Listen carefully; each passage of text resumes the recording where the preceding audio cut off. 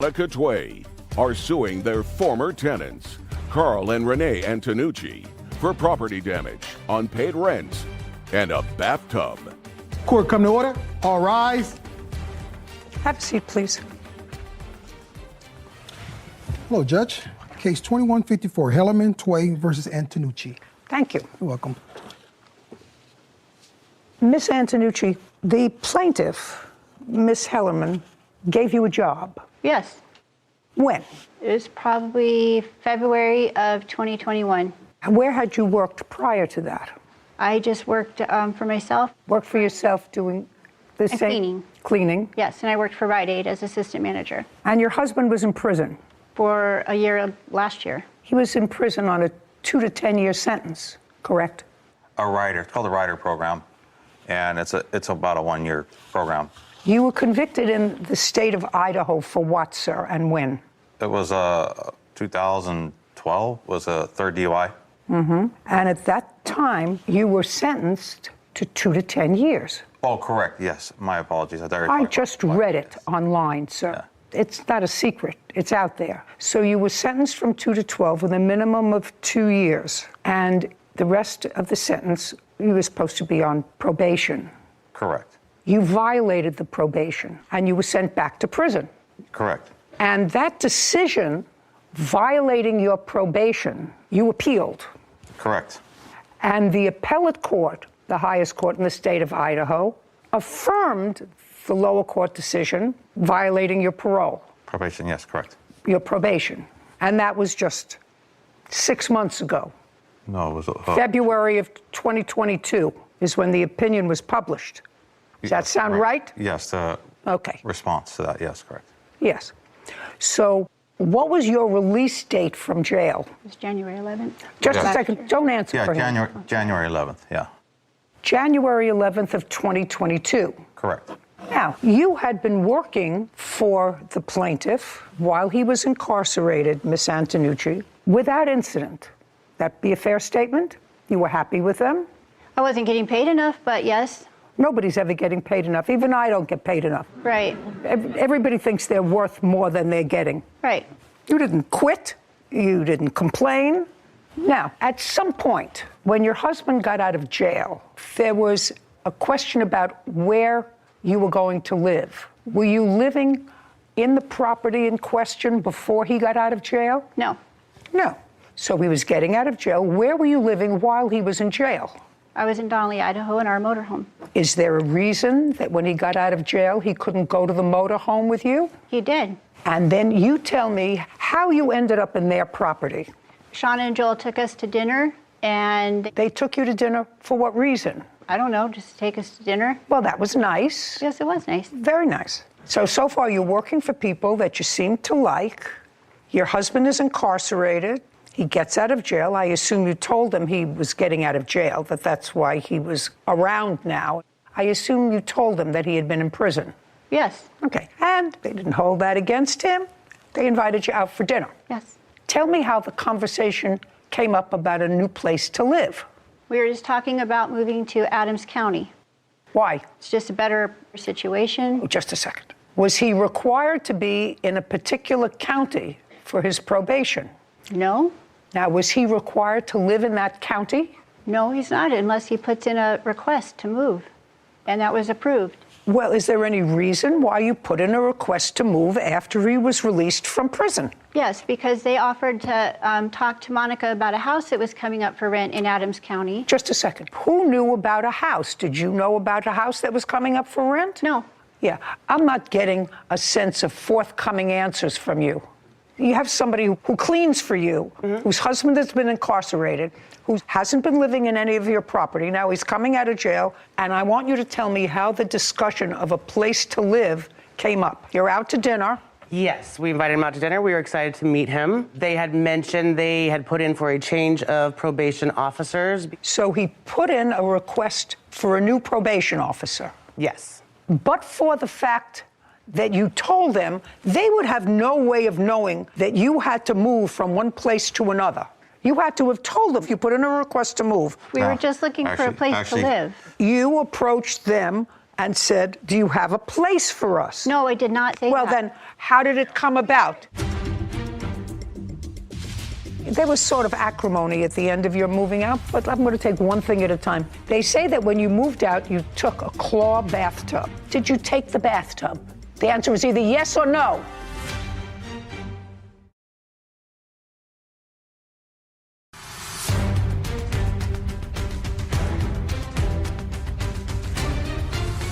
Shauna Hillerman and Monica Tway are accusing their former tenants, Carl and Renee Antonucci, of not paying rent and stealing a tub.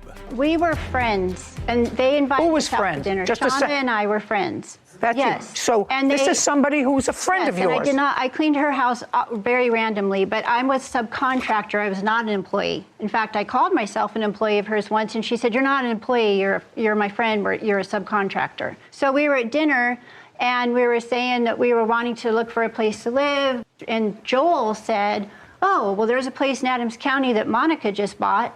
I'll talk to her about you guys moving in there." That's how we came to know about that place. Great. And we were fine with living in our motorhome, but it would be nice to have more room. So we were excited about that. That's how we found out about it. You found out about it because you needed a place to live, that you were moving. We didn't, well. That's yeah. according to your husband. As a general contractor, trying to find housing, one of my ideas was, well, let's rent a house, let's rent a place. I need space because I have trailers, I have a flatbed, I have a cargo trailer, I have the 2 vehicles and the Harley. I need a garage, I need a shop. I need to, expand. That's the sole reason for finding a different place. And also trying to save money to buy a home and recover and do all these things, build my business, so forth. Ultimately, you moved out. There was sort of acrimony at the end of your moving out, but I'm going to take one thing at a time. They say that when you moved out, you took a claw bathtub. I know what those are. They're sort of a decorative old piece. I've had them, they sometimes use them now when they renovate houses and put modern stuff around this claw bathtub. Did you take the bathtub? The answer is either yes or no. Yes. Yes. Of course. You say you took it in the answer. Did you have permission to take it? Yes. Yes. Who gave you permission? Monica. Monica, did you give them permission to take it? Absolutely not. I did not give them permission to take it. So now I want one of you to tell me when the conversation took place, where it took place, and who was present. One of you is going to talk to me. When we were about to move in and doing the walk through the residence. No, just not moving out. You were going to move in, and Correct. you moved into the Yes. residence in Yes. February of 2021? What month? No, we moved in April. April of 2022. And you moved out when? August 21st of 2022, of course. Okay, so what you're saying, Antonucci, is that in April, now you're going to tell me a story, in April you were walking through the premises with the owner. I was going to do some work on the place too before we moved in, and when we moved in as some of the trade, or I would build them at a discounted rate, and there was supposed to be a fireplace, a wood stove. Well, really the main reason why I moved into this place is because I had a wood stove. The electricity is so hot. Listen to me. Going to the house. I don't care. Bathtub. Okay. I don't care about a fireplace. I care about a bathtub. Okay. Discussion comes out about the bathtub. She says she's not going to plumb it in. She says if you guys want the tub, you can keep it. You can plumb it in if you want, but I'm not going to plumb it in and deal with it. Okay, so she said to you she had this bathtub there that she didn't want to plumb in. I assume that means connect. Correct, because the Connect to water. Yeah. She didn't want to plumb it in. You can either use it if you want to plumb it in or not. That's what she said to you. No. Not No! Only him. have. No, I If you didn't want hear. to. I didn't hear the word have. You want to read back what he said, please? He says, discussion comes up about the bathtub. She says, I'm not going to plumb this thing in. She says, if you guys want the tub, you can keep it. You can plumb it in if you want. But, I'm not going to plumb it in and deal with it. You want to use it, you can use it. Keep it. Keep it. If have you it. keep it, not keep it and take it away with you, you're moving in to her house. She said, this bathtub isn't connected to water. You can, if you want to, plumb it in, because according to you, she knew that you were in the construction business, and keep it, or not. But I'm not plumbing it in. And you viewed that 4 months later as saying, I can take the bathtub? Yeah, there was more discussion Yes. about No, it. let me hear the more discussion about it. She didn't want the tub. just a second. That's a conclusion in your mind that she didn't want the tub. Based upon what you just said to me, if you're moving into a house, you're moving into a place, that statement that she made could not be construed in my mind as you can have, keep. It now belongs to you, the bathtub. You can either plumb it in or not. If you want to keep it, plumb it in. If you don't want to keep it, don't plumb it in. Okay, where's the bathtub? And storage. They get it back. 5 days. She said she was going to haul. 5 days. Thank you, Your Honor. 5. I'll give you an order. Is that all you have to contribute to this case? Some other witnessing, but that's... Then, as a witness, you can sit down. You're getting your bathtub back in 5 days. Okay, thank you, Your Honor. Good. Now, let's talk about the next thing, which is damages to the duplex. So they moved in April. They paid rent in April? Yes, they did. They pay rent in May Yes, they did pay for May. and June. No, they have not completed their payment for June. How much was their rent? $1,200 a month. How much did they pay in June? They still have $80 owing, $30 in rent, and a $50 late fee. Okay, I'm not interested. About July, Nothing. was there any rent in July? No payments, no. Did you live in the premises in July? Yes. You were evicted on 8/21. Up until the 21st of August, were you living in the premises? Yes. Did you pay rent in August? No. Okay. Now you want to tell me why you stopped paying rent in July? Yes. On July 10th, there was a flood in the house. July 10th, there was a flood in the house. From where? We believe it was a spigot. No one ever told us No. where it came from. Well, you're living there. They're not living there, right? You're living Upstairs there. or- Shut up. I'm only going to listen to one person. I'm not talking over each other. Is that you or your wife? Me. Fine. You're living there April, May, June. July, there's a leak. I'm living in a house. I know where the leak came. The leak comes from a refrigerator. It comes from a window. It comes from a ceiling. It comes from a something. Where did the leak come from? I wasn't home for that. We came home to the flood. I came home to the flood at like 8:40. Was it coming from the apartment above you? No, it was Where not. was it coming from? I called Monica and I said, oh my God, there's water everywhere in the house. What's going on? She didn't know what was going on. So we were trying to figure out where to turn the water off at. I'm still trying to figure out if you lived there in July, why weren't you paying rent?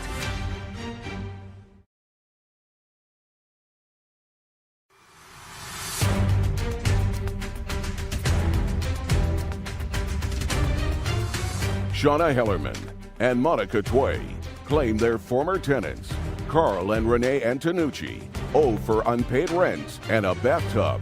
Carl and Renee are countersuing for property damage and loss of income. Okay, was it coming from the apartment above you? No, it was Where not. was it coming from? Apparently it was a broken plumbing pipe from the front spigot leaked Okay, underneath the so house there- and just a came up second. through the subfloor. So there was a broken internal pipe, as far Yeah. as you know. Now, your husband's in the construction business, he says. So when the flood happened, did you try to find the source of the flood? I wasn't home, Your Honor. Where were you? I was at work. Well, eventually, did you come home? Yeah, I came home that evening real quick. Well, that evening, did you try to find where the leak came from? I had to get back to work. She was dealing with the cleanup. The water was turned off, and they were sending a plumber or something. Supposedly. So Monica said she would take care of it.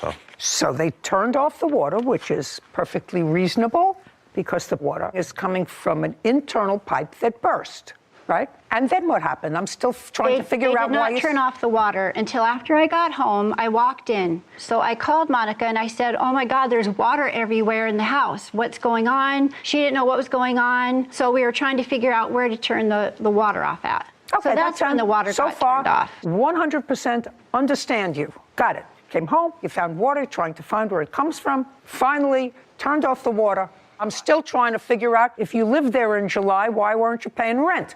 We were behind on rent because I was working and he was trying to get his job situated down in Boise or wherever he could get contracts with his injuries. So what you're telling me, that you didn't pay rent in July because you didn't have the money?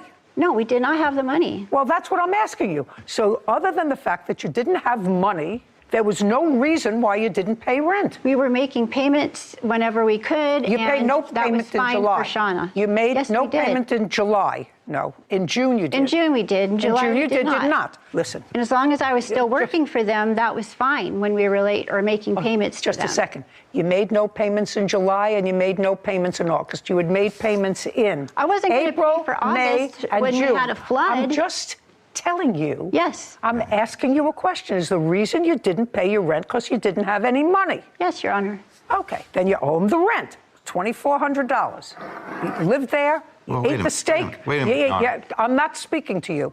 Listen, you're a tag-along on this whole thing. You understand that? I think these people were very nice to you. I'm not probably, telling. I probably wouldn't have been as nice. The house flooded. That's why I couldn't pay the rent. I have all the Just a- pictures just right a second. It here. shut my business down. It shut my business down. That It house ruined flooded. his briefcase. My plans were ruined. My computers. There was 2 inches of water at 1,800 square feet of flood. Yeah. Monica says she's going to come over. Don't worry. Mr. Antonucci, you can't talk over me, sir. Apologies, but You can't talk over me. I'm older than you are, and I've lived in many apartments. And believe me, I have been the cause of a flood, and I have been the recipient of floods from people around me. Usually, it's an accident. It usually is not an on purpose. Very few people turn on their bathtub and say, I'm going to let this bathtub overflow into my bottom neighbor's house. It's usually as a result of a broken pipe, which nobody can see, or an air conditioner plugs up and the pan overflows and the, whatever they call it, the little water bug signal doesn't go blank, blank, so you don't even know that it's going off, and there's a flood. That's not somebody's fault. So now you have a flood that is nobody's fault, not yours, because you're the tenants. So clearly it wasn't your fault. Not something that they anticipated, not something that they were derelict in taking care of. So now, what did they do once the initial mess was cleaned up? How did they fix it? Did they fix the pipe? We don't know. They never told us. Refuse I to mean, give they any said that a information. plumber came to the house. He left a hole in the ceiling, which I have a picture of. Just a second, you lived there the whole month of July and into August. Did you have water? Just answer my question. You lived there the whole month of July after this happened and the majority of August. Did it flood again? No, because Just not a because. It didn't flood again. And what did the plaintiff do to remediate that? Did they put in fans and blowers? They put in one fan, and then she finally brought 5 more over. So I had 6 fans in an 1,800 square foot house and 1 window that opened. We lived in the basement. So they put in fans. You said they had put in one, and then She they bought brought them, up. and I plugged them in and brought them and put them on and put them in the bedrooms, in the hallway, in the kitchen, living Listen, room. I have a feeling that you're a victim in more ways than one. That's what you're supposed to do. You living there. They Writing sent them over, you contract. plugged them into the wall. That's what you're telling me? And there's also a mold problem there. $2,400. You owe them 2 months' rent and the bathtub. Let's go for next. What damages to the duplex, Ms. Hellerman? We had some drywall damages, a lot of garbage debris, large dump run. Yeah, I'm not interested in that. Couch. $2,400 and the bathtub. Now I'm going to get to your counterclaim. Money owed for loss of income. Damage to a motorcycle, wrongful eviction. Well, you didn't pay your rent, so the wrongful eviction is out. Defamation. What's the defamation? So Monica sent me a text when I quit working for her, and it said, thanks for dropping off the keys. I said, you're welcome. She goes, really? Thank you for giving me 1 day notice. No good deed, ... Goes unpunished. And 3 days later, we get an eviction notice on her door. I want to We know had been what the late before. defamation is. What's the defamation? I Nothing. don't- Cross out defamation. Damage to my motorcycle. Yeah, they laid gravel down in the driveway without notification, and you can't ride a 900-pound Harley through gravel. So his bike went down. $2,400. Judgment for the plaintiff. Counterclaims dismissed. We're done here, and she's absolutely right. No good deed goes unpunished. This court is adjourned. She definitely got to the bottom of their character. that house was a death trap. We received a text with pictures of small puddles throughout the home on a concrete slab. She didn't want to plumb the tub in. She said we could have it. If we want to use it, we could. If not, she's going to get rid of it. She's going to throw it away, take it to the dump. I didn't ever tell them they could have the tub. I told them I was not going to install it at that time and that I had already arranged to have the tub removed. I was going to store it. You know, I think what bothers me more than anything else about cases like that is that those were 2 nice people. The plaintiffs were 2 nice people. Sure. And they actually took a chance. They had an employee who was there for a year. Now she's got a husband who's recently released from a whatever kind of prison he was in, but they welcomed him, they took him to dinner, they needed a new place to live, and then they leave the place a mess. They give them no notice. They just drop the keys and we're leaving, and don't pay rent for 2 months. And took property that he knew was valuable because they moved back to their motorhome, so they didn't need a clawed bathtub, which are expensive. But they pay for that storage. But they pay for the storage in order to keep it. So the plaintiff. Nanette Highland is suing her former neighbor, Sahara Carrillo, for vet bills after a dog attack. Court come to order. All rise. Have a seat, please. Hello, Judge. Case number 2042, Highland versus Carrillo. Thank you. You're welcome. Tell me your dog's name. Faith, How old is Faith? 11, How long have you had her, Miss Highland? since she was 5 weeks old. When did you live next door to the defendant? Yeah, it was across the way, but It's across. yeah, my side of the door faced her side of the door, and there was a grassy knoll in Do between. you have a photograph of the area? No, I don't. Do you? I'd like to see it. That's mine, and this is where hers would be. Okay, thank you. Okay, so this is whose trailer? Hers. Miss Carrillo. Is there a street in between this area? That's where hers would be, right Where? there, in that area where the rocky thing, right after the grass. Kevin, give this to the defendant. Maybe and have this her one's put better. Where the plaintiff's trailer would be Okay. and where hers was. This is where hers would have been, right here. Just put plaintiff and show me where yours was. Mine is right here. Put it down. Let me see if that makes it clear to me, Kevin. Thank you.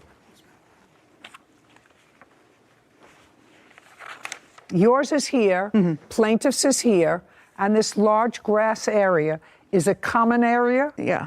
It's a common area because you're all the way down here. This Right. is a relatively large space. It's only like. I wasn't Okay. talking to you. Sorry. Okay. And the incident that involved your pet, Miss Highland, happened on October 8th, 2021. Yeah, it was actually October 9th after going back through the paperwork. You are no longer in this trailer park, No, it's an RV park, but yeah. an RV park. How long were you there? 4 or 5 months. It was like mid to end of May, and this happened in October, and within 3 weeks, You got left. a place. And that's your dog. That's Yeah. the dog that was injured that day. Yes. And what kind of a dog do you have? A Vizsla mix boxer. A Vizsla. Vizsla. So tell me what happened, Miss Highland, on October 9th. I had gotten up and I was taking my girls out to go potty. How many of those do you have? 2. I have a puppy that's almost 2 years old, and then Faith. So I was taking my girls out to go potty, and I'd been looking to make sure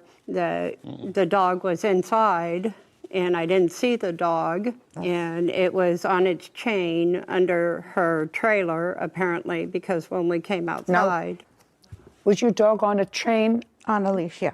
Well, what kind of leash? That's not right. Yes. That's not true. Well, that's a leash. Right. That's a leash. It was She says on- the dog was on a chain. No. Do you Yes, have? it was. I don't have a chain. Shh. Okay. I don't have a chain. Never had a chain. It's been a leash. Okay. Were you outside on October 9th at the time of this incident? Were you outside when it started? Yes. I was outside on top of my stairs. No, you weren't. Okay. You're not allowed to answer her. I'll come back to you. Okay. Okay, so you're taking your dogs out to potty. Were they on a leash or off leash? They were on a leash. But she didn't have They them. go outside. Don't speak. Okay. I always have them on a leash whenever they go Were outside. they on a leash on October 9th? Yes. Okay, so you were taking them out, although you did say, Ms. Highland, that you let them out in your front yard, is what you said, I believe, in your complaint. Let me see.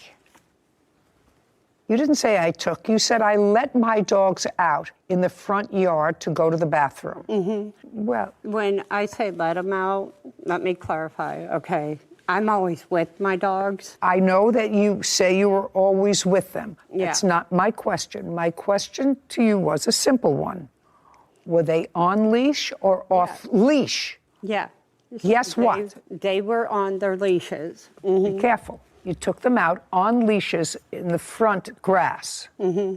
And what happened? When we got down to the bottom of the steps, her dog came out from underneath the trailer and grabbed Faith. Well, she was on a leash. Yeah, but she grabbed her. The puppy started to go one way, and I had Faith and dropped her leash, and the puppy was going, like, she got out of my hand and was taken off, and her dog was under the trailer, didn't know it because I'd been watching to make sure she had been inside, but didn't see her or the dog out, and she came out of the trailer after the dog grabbed Faith. In what location did her dog grab Faith? Right by my trailer, right by my steps, where I had my steps. The chain was long enough for the dog to go past the tree that was right there in between the two properties. And she came out and Your dogs started came right beating- up to my just, dog. just a You second. didn't have a hold of the leash. You're not. That's you're not- because the listen to dog me, you're broke not free. Sorry. You want to continue with this case or you want to go? No, I want to continue. Then let's understand, we don't talk to each other. Okay, so your version of the events is that her dog was chained under her trailer. You came out with your dogs on leash. The puppy ran away. You dropped her leash. Her dog got your dog and took your dog back to her trailer. Yeah. At what point did she come out of the trailer? After the second time, her dog had picked up Faith, and Faith was screaming, and I was screaming. Okay. Miss Carrillo, have you ever had an incident with your dog before? No, I With another dog? No, I haven't. That's a lie, because you... Shh. I want you to think carefully. Have you ever had another incident with your dog and another dog? No. How long have you had your dog? Since she was a puppy, 9 years, since 2013. And this is the first time she aggressively bit another animal? Yes. Okay. You have information to the contrary, Miss Highland? Yeah. Okay. Because I'd like you to tell me. Okay. When I first moved in, she even told me about how her dog had killed a couple other dogs. Okay. Tell me about that. She just told me to make sure I was careful with my dogs because her dog has a history of attacking and aggression towards No, other dogs. well, those are conclusions. You first said Yeah, that her she dog told- killed two dogs. She and then- did. She told me that her dog was aggressive and that it has a history of killing other dogs and that it had already killed other dogs, and that's why she got kicked out of her last RV park. I've never lived at another RV park. That's That's not- my first RV park ever living at. Where did you live before? At my mom's on Ming Avenue. Did you ever indicate to Miss Highland that she should keep her dogs close to her? We've never spoken prior to the incident. We never, I mean, just maybe a hi. She just had moved in. I never spoke to her. You want to tell me your version of what happened on the 9th of October? Yes. I was outside on top of my stairs. I was sweeping. My dog was at the bottom of the stairs. I have her tied up to the stairs. There's a ring where I clip her leash to, so she can't go far. It's just this distance while I was sweeping. Would you hand that to me, please? And I can hear her dogs barking while they were inside. Would you open it up for me? Okay, what you're telling me is that this is what you tied on to under the stairs. Where did you tie it? This part right here. And then Where? I have Where? I have to show you how I have it, put it on. Can you give it Yeah, back? let her show me.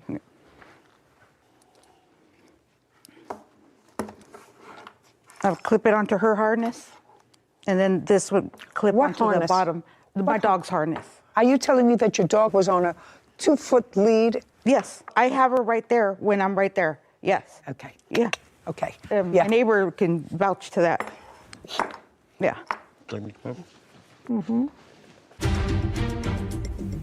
So you did see part of this incident? Correct. Careful. You saw it from your trailer, from your RV? Sitting outside my trailer, in front of my trailer. So I want you to tell me exactly what you saw.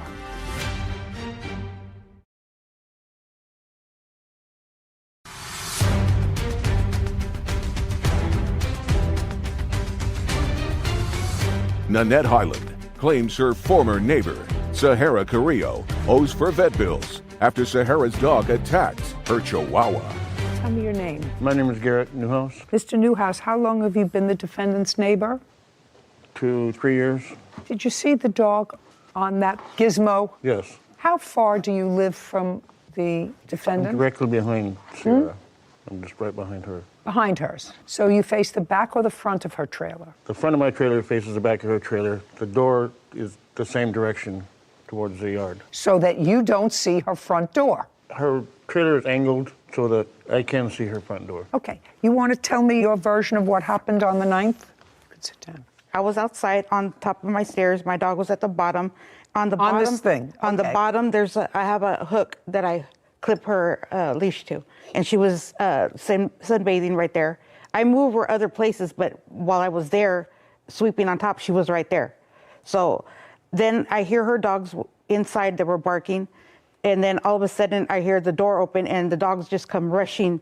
Both of her dogs, they had leashes on, but she wasn't holding the leashes. And then my dog grabbed her dog, and I yelled at my dog and whacked her in her head, and she dropped the dog, and then that's when she was on her way. How did that happen? What do you mean? Your dog is on a 2-foot lead. You heard her dogs coming out. You were on top of the stairs. Yeah. You saw her dogs, according to you, running, and your dog is on this much.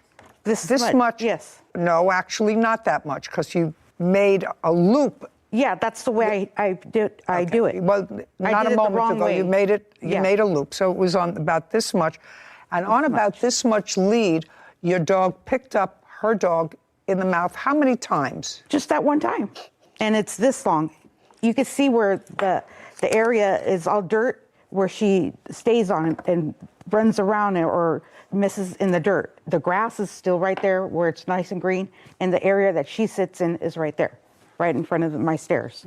And so your dog grabbed her dog in the mouth while close to your trailer. At my trailer, yeah. At your trailer. And then you hit it on the rear end and she spit out the dog. Yes. And then? And then she ran towards her and she came towards her dog. This little dog ran towards the plaintiff. The plaintiff ran towards her.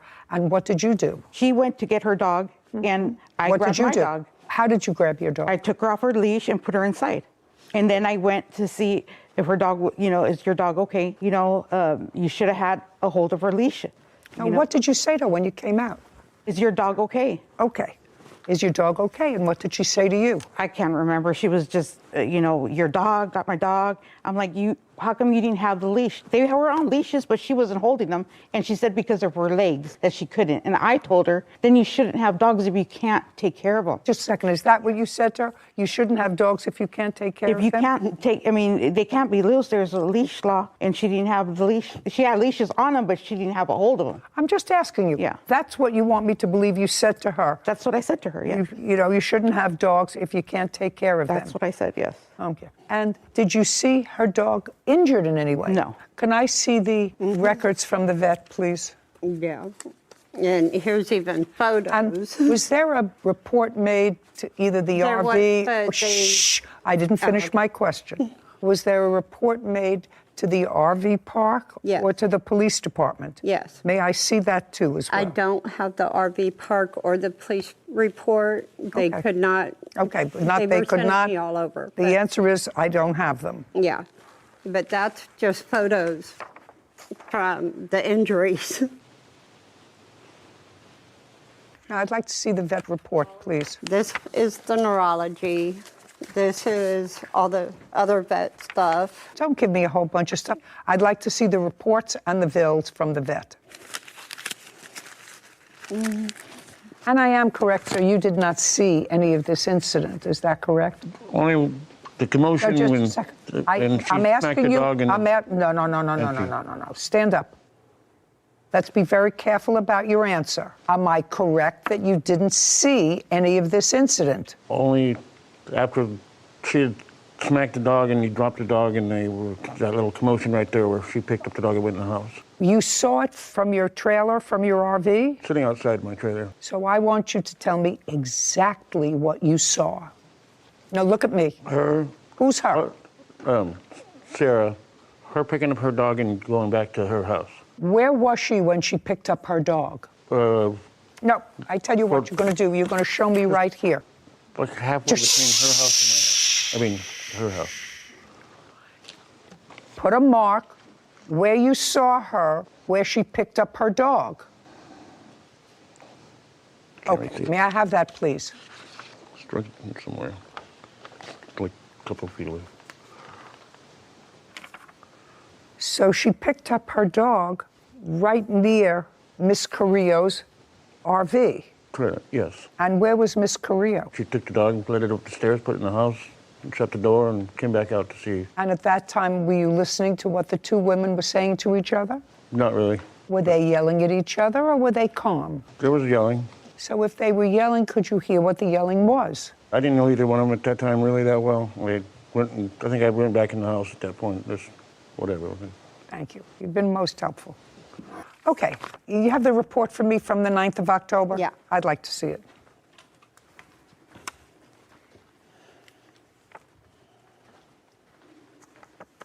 Okay, so there was one set of stitches that the dog had. That was her first surgery. Okay, let me see the second time she was there. This is the stuff for that one.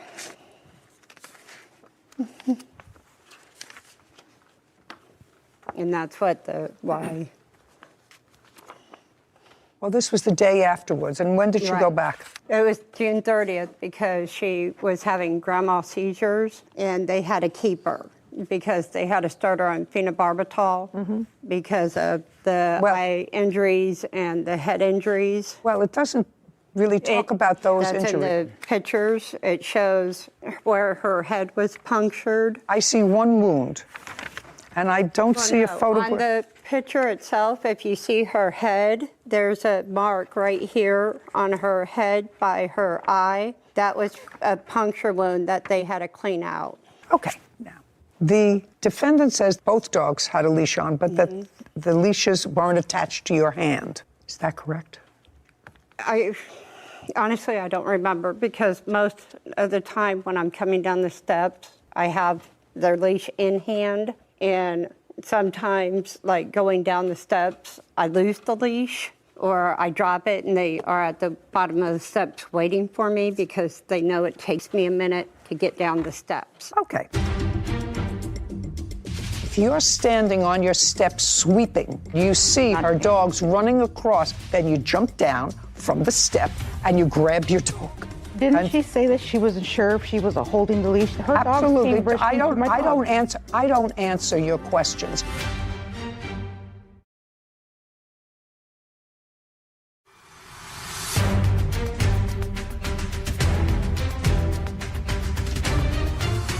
Nanette Highland says her former neighbor, Sahara Carrillo, is responsible for her Chihuahua's vet bills. Sahara claims her dog was tied up and Nanette's dog ran onto her property. At any time, did Faith run across the lawn? No, she was right by the steps because the tree is right there. It was like in between our spaces isn't even as big as this, in between here and your front of the bench. And literally, she was grabbed right by my steps. Was any report made by you to any animal control? I'd called 911 and reported it, and they can't find the report, but it was done over the phone, and I waited for them to come out for a week, and I kept calling them. But I did it over the phone with them. Did you ascertain from the defendant whether her dog was up to date in rabies shots? I didn't ask any questions afterwards. I was just trying to make sure and find out what was going on with her. Did anyone from the RV park come and discuss the incident with you? They just asked me what happened. Just a second. So the answer is yes. Do you have any sort of documentation of that discussion that they had with you? There was no documentation. Do you remember the name of the person that you spoke to? Yes. Are you still at the RV park? Yes. Did you tell the RV park that there was a witness to this event? No. Well, there were two different versions of the event. One says that your dog came and attacked hers, and you say that her Chihuahua came and was aggressive towards your dog. But you have allegedly an independent witness who saw part or most of it, who you brought to court today. I assume that the plaintiff communicated to the RV park that your dog was at fault, correct? Yes. And you say your dog was not at fault. Is there any reason why you didn't tell the RV park that there was a witness? Oh, because I didn't know yet. When did you find out that he had seen anything of the event? Maybe like 3 weeks after. Tell me about that. How did you find out that he had seen any part of it? Because I was talking to him about what was going on, that she was going to take me to court, and then he said that he had so seen. So now you were talking to your neighbor. Right. Which meant that you must have been at least somewhat friendly towards him. At that time, yes. At the time of the incident on the 9th of October. We didn't know each other that well. But you had lived there for a long time. How long did you live there? Since July 20. And how long has he been living there? How long have you been living there? A long time, 20 years. Long time, 20 years. So my question is, what prompted you 3 weeks later to have a discussion with him? Because I started to get to know him by then.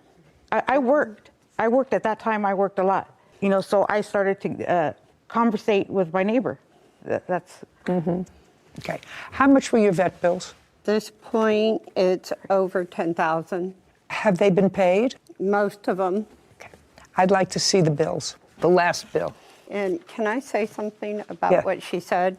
First of all, she was in there way before I was. She had already been there over a year. And second of all, the thing is she couldn't have said anything 3 weeks after, because it wasn't after until my leg recovered from having to have emergency surgery from falling right after the incident happened that I even decided to file court papers. So the court papers weren't even filed until when? Until June. I didn't say they were filed. You said 3 weeks after. But anyways, so like all this I see the bills, back in October. Mm-hmm. And I literally couldn't get to the courthouse to be able to drive to the courthouse. How much do you owe the vet? What I've already paid is over $2,000, or right around $2,000 in cash that I've paid. But to get her MRI, I need to pay $3,000. There is no nexus that can be drawn between the seizures that she's having now, other than other than the vet saying that it's possible that it can be caused by trauma. Yeah. Other than that, that's the only thing I saw there. There was not a full report that said the trauma that she had 6 months before was the basis for these seizures that she's having. Seizures. She's 11 years old. Seizures right after the attack. Ms. Highland, you have to understand that you need an expert witness that you don't have to demonstrate that the seizures that your dog is currently having is a direct result of this dog attack. Right. Do you understand? Faith is 11 years old, and it's possible, just a second, it's possible that it comes from that. It's possible it comes from something else. I don't deal in possibilities. Right. All I want to know is what vet bills you paid for October 9th and October 10th. The actual total was $1,526.62 without her medicine being involved. Okay, well, that's a reasonable vet bill for those 2 dates. She did have 2 different surgeries. And the medications that you're talking about were also included in that $1,526. Right. Other than for the seizures that you want me to draw a connection with I'm not. And nothing more is owed to the vet for those 2 days, October 9th and 10th. Okay. Ms. Carrillo, I have to make a determination as to whether or not I believe the story that her 2 little dogs rushed up to your dog that was being chained to a step on a very, very short lead with you standing right there, and whether or not I believe that you stood there while your dog that was on a very short lead, that has never had any problems with aggression before, picked up her dog twice, because once she had puncture wounds in the stomach and once she had puncture wounds around the head. And I don't believe you. Quite frankly, I don't believe you. Okay. And I think you're responsible for her vet bills. I think you would have indicated. Didn't she say that she didn't have the leash, that she wasn't sure if she was holding the leash? Her absolutely. Dog I don't answer your questions. If you're standing on your step sweeping, and your dog is now chained, and you see her dog's running across, then you jump down from the step and you grab your dog. That's what you do. You have a very big dog that you keep on a very short, according to you, chain, and there's a reason for that. So if you're standing with it, this is not a question and answer. You're responsible for our vet bills. I believe her. $1,526. Judgment for the plaintiff. We're finished. Thank you. This court is adjourned. They behave like even in the courtroom. She did get bitten by my dog, but You know, they listen. Like, if I start counting to 3 with them, it was about her not having them on the leash and having control of her dogs. they go and do what they're told About her dog getting hurt. I mean, I went to see if it was okay. because that's how she is. That if my dog bites another dog, I'm gonna have to pay. So one thing I found interesting about that defendant's testimony was that when you were in your line of questioning about whether or not her dog had ever been in another fight or with any other dog, any interaction, she said no. I thought I remembered when I was reading her answer, she stated that she had a mutual understanding with the plaintiff that when her larger dog was outside, the plaintiff's dogs would be kept inside. Why would you need to have that sort of mutual understanding unless you knew that your larger dog had a propensity for violence towards other dogs? That's true. I forgot. Now that you mentioned it, I remember that I read about this mutual agreement. I wouldn't think that she was afraid that the Chihuahua would attack her dog. Probably not. Probably not. Is suing fellow motorist Robin Major for scooter damages after Robin hit Matthew's scooter. Court come to order. All rise. Have a seat, everyone. Hello, Judge. Case 2197, Klinghoffer versus Major. Thank you. You were riding a motor scooter. Yes, ma'am. Can you describe it for me, please? It is a 2018 Yamaha Zuma. Is that a small? No, I got a picture of it here. Can I see that, please?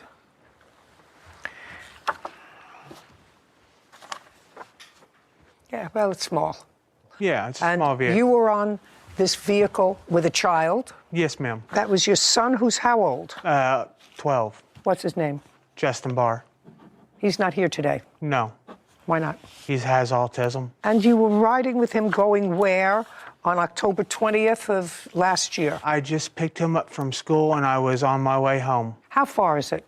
The school is less than a half a mile from my home. Do you pick him up every day? Most of the time, yeah, but since this accident, I have not picked him up since. Mom does. So there's a car available to pick him up. It's your claim that the defendant, while acting negligently, hit your scooter and damaged it.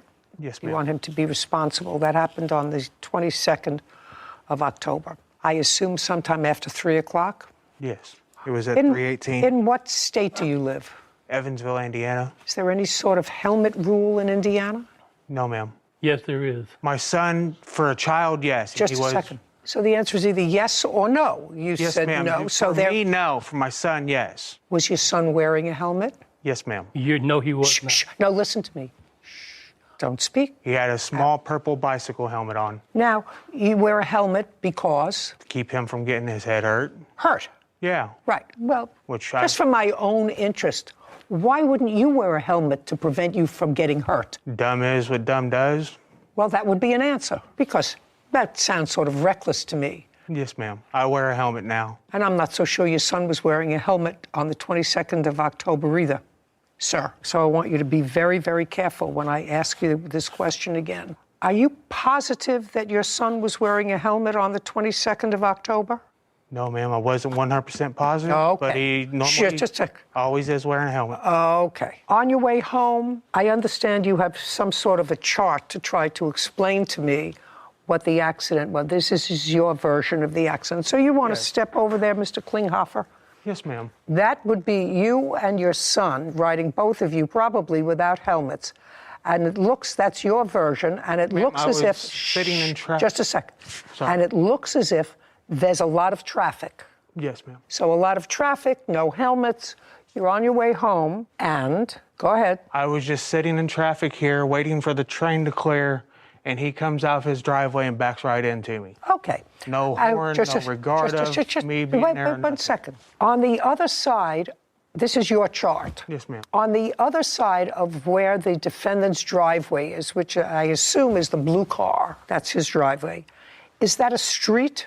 Yes, ma'am. You know where I'm talking about? Yes, Point to where I'm talking about. This is a street Yes, called... that's a street. Yes. And that's a street that has cars. Yes, ma'am. Right. So one would say you should not be in that intersection.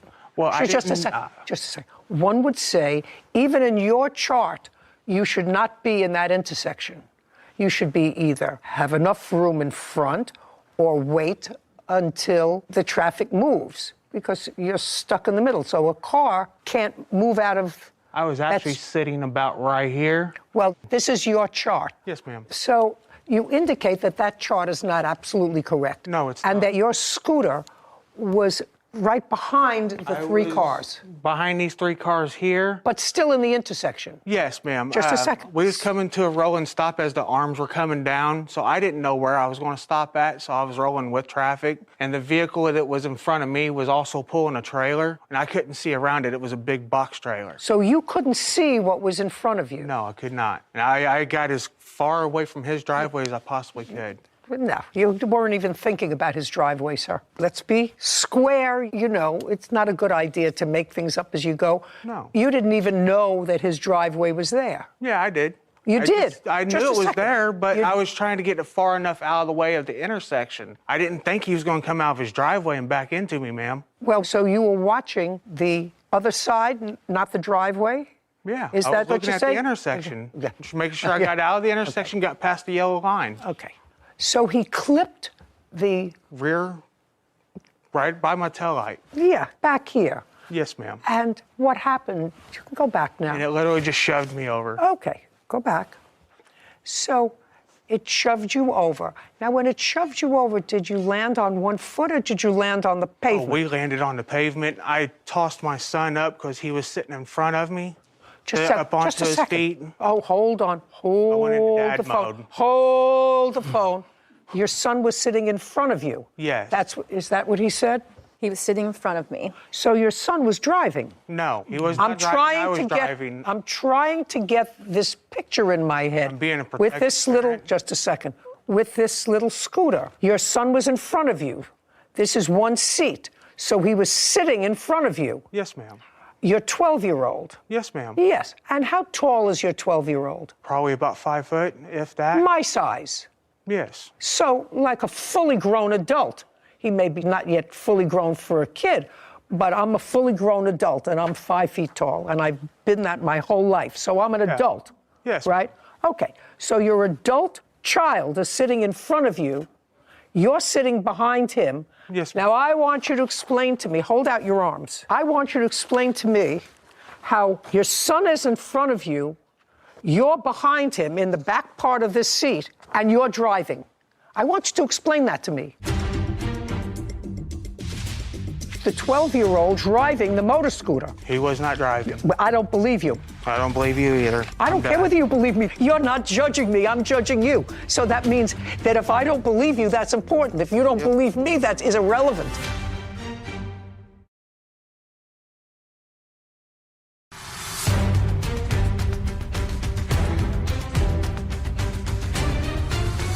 Matthew Klinghoffer claims fellow motorist Robin Major hit Matthew's scooter while Robin was pulling out of his driveway.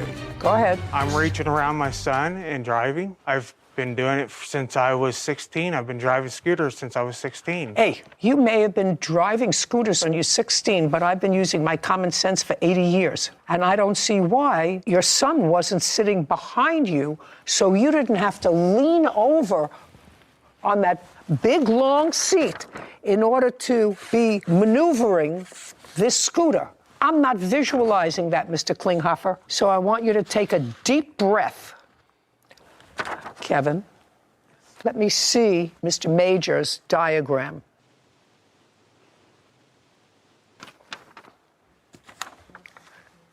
So I want you, your son is sitting in front on the seat. You're sitting in the raised portion behind him. I want you to put that down there. Which sitting back there in the raised portion makes me sit up much higher than him.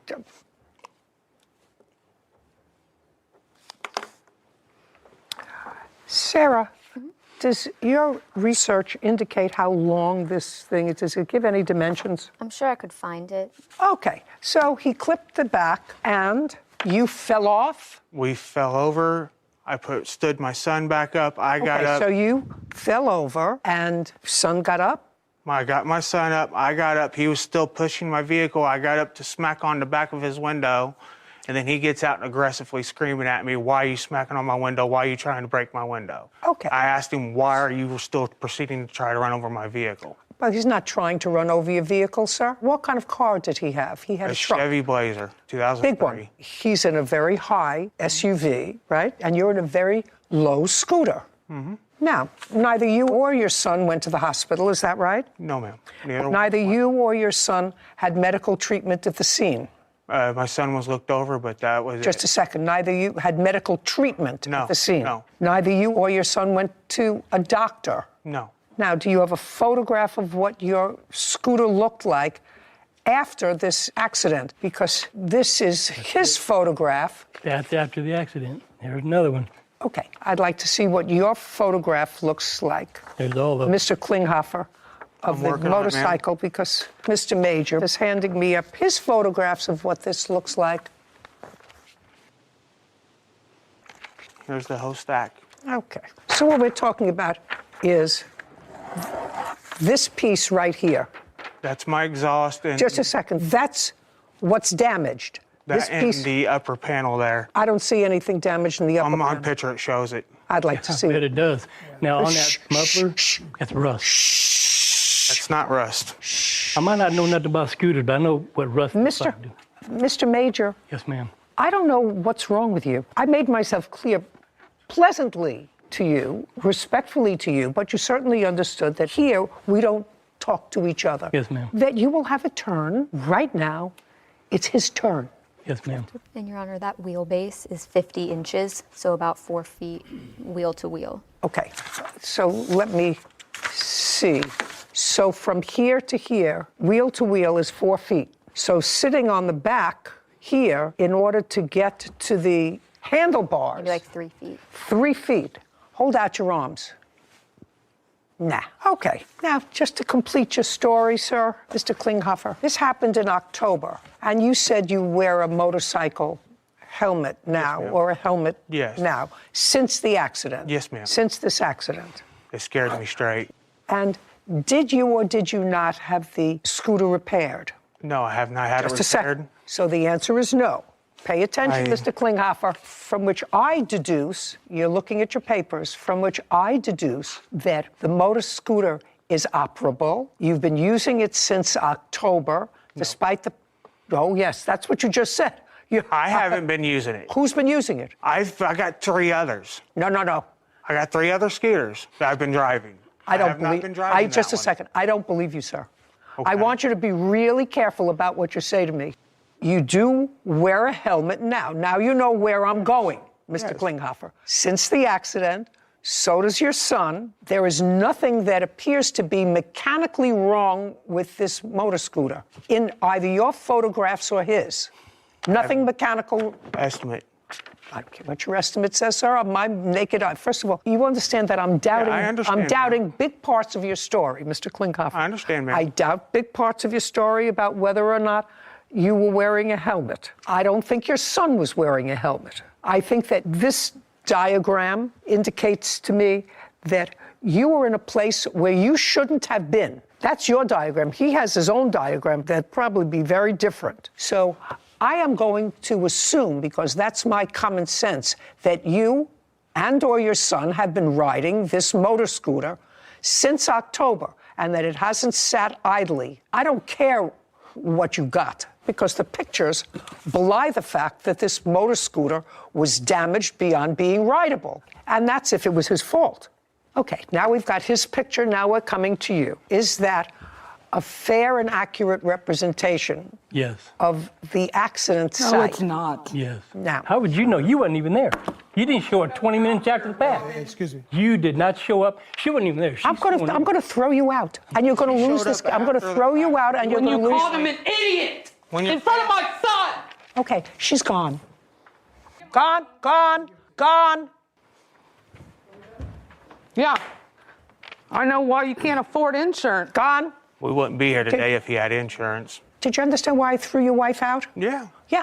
I don't know what you people think this is all about. The fact that he had no is what you say to me. He had no insurance, which is why you're here. Yeah, we wouldn't be here right now if he had insurance, and insurance would have took care of all Yeah, that. well, it's possible, Mr. Klinghoffer, that you wouldn't be here right now, and I haven't made a decision yet if you weren't driving recklessly without helmets with your son, who, according to you, has issues. The 12-year-old driving the motor scooter. He was not driving. But I don't believe you. I don't believe you either. I don't care whether you believe me. You're not judging me. I'm judging you. So that means that if I don't believe you, that's important. If you don't believe me, that is irrelevant. Were you driving your car uninsured? I was moving my... Oh, no. Be very careful what you say to me. You turned the ignition on, started to move. That's driving.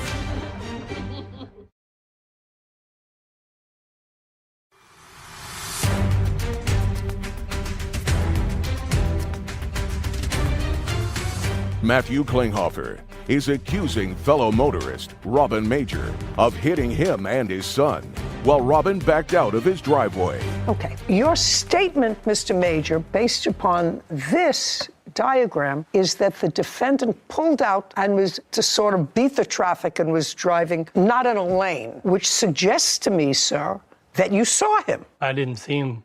Well, how do you know that he pulled out? When I was backing out, the car that's adjacent there waved me out. You mean the car behind? Go over there. I know what you're talking about, just so that we're clear. The car behind said you. This car, as I'm coming out my driveway, or he's saying he's waving me out. He's waving you on to suggest that it's clear. So I'm coming out, and I didn't see him, Your Honor. You didn't see him? No. Okay. Now go back. Now, Mr. Major, we're going to get to insurance. Were you driving your car uninsured? I wasn't driving. I was moving my... Oh, no. Be very careful what you say to me. You put a key in the ignition. You turned the ignition on. You put the car in reverse. Yes, ma'am. Started to move. That's driving. Yes, ma'am. And driving far enough into the street so you weren't on your property. No, my car was still in... Oh, no, Mr. Major. Mr. Major, you said that that's a fair and accurate representation of the accident That's scene. my driveway. The back of your car is not in the driveway. The back of your car is in a public street. That's right. what you I wouldn't know. Yeah, he was... Listen to me, Mr. Major. I'm an equal opportunity abuser. You have to understand that. So please, I'm sort of ancient, but please don't treat me as if I'm stupid. No, people confuse age with stupidity. No, that would be a huge mistake on your part. Yes. Huge. Unless you're suggesting he came up on your driveway, which this doesn't suggest at all. You were in a public street without insurance. Yes, ma'am. Well, that would be an easy. Did the police respond to this accident? Yes, ma'am. Is there a police report? Ma'am. May I have it, please? They gave me. Right here. Okay. Scuff and scratch marks were observed on the left side of vehicle 2. That's what the police officer observed. Now, what did you do after this accident, Mr. Klinghoffer? I called the police. Got the police. The police came, they took a report, they spoke to you. Now, you were picking your son up from school. Yes, ma'am. Where did you go? I went home. You went home with your son. Now, when you went home with your son, you were riding in front, is that correct? We walked home. My vehicle was not rideable. My exhaust pipe was Just a second. How did you get the motor scooter? I pushed it. Did you see him push the motor scooter? I seen him push it down so far, and then he got on it. Just a second. Would you bring in Mr. Klinghoffer's wife?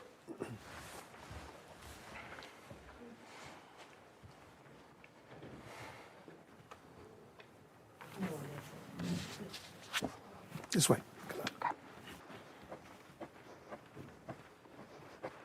Step over next to your husband, please.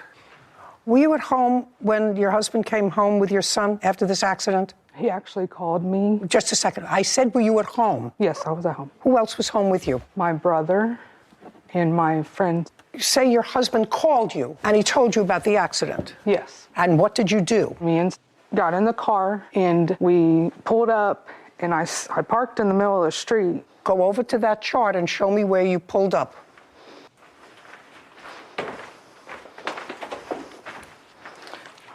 About right here. Okay, so you pulled up right near where the accident was? Yes. And where was your husband? He was right here with Justin. Okay, go back. And then what happened? Police come, police leave. I want you to tell me what happened next. After the police and fire department and ambulance leave, me and Justin walked to where they told me to park my car. So me and Justin got in the car. And your husband? He was walking the scooter back to our house with. And is that how he arrived at the house, walking with the motor scooter? Yes. Very good. Kevin, she can go out now. This way, please.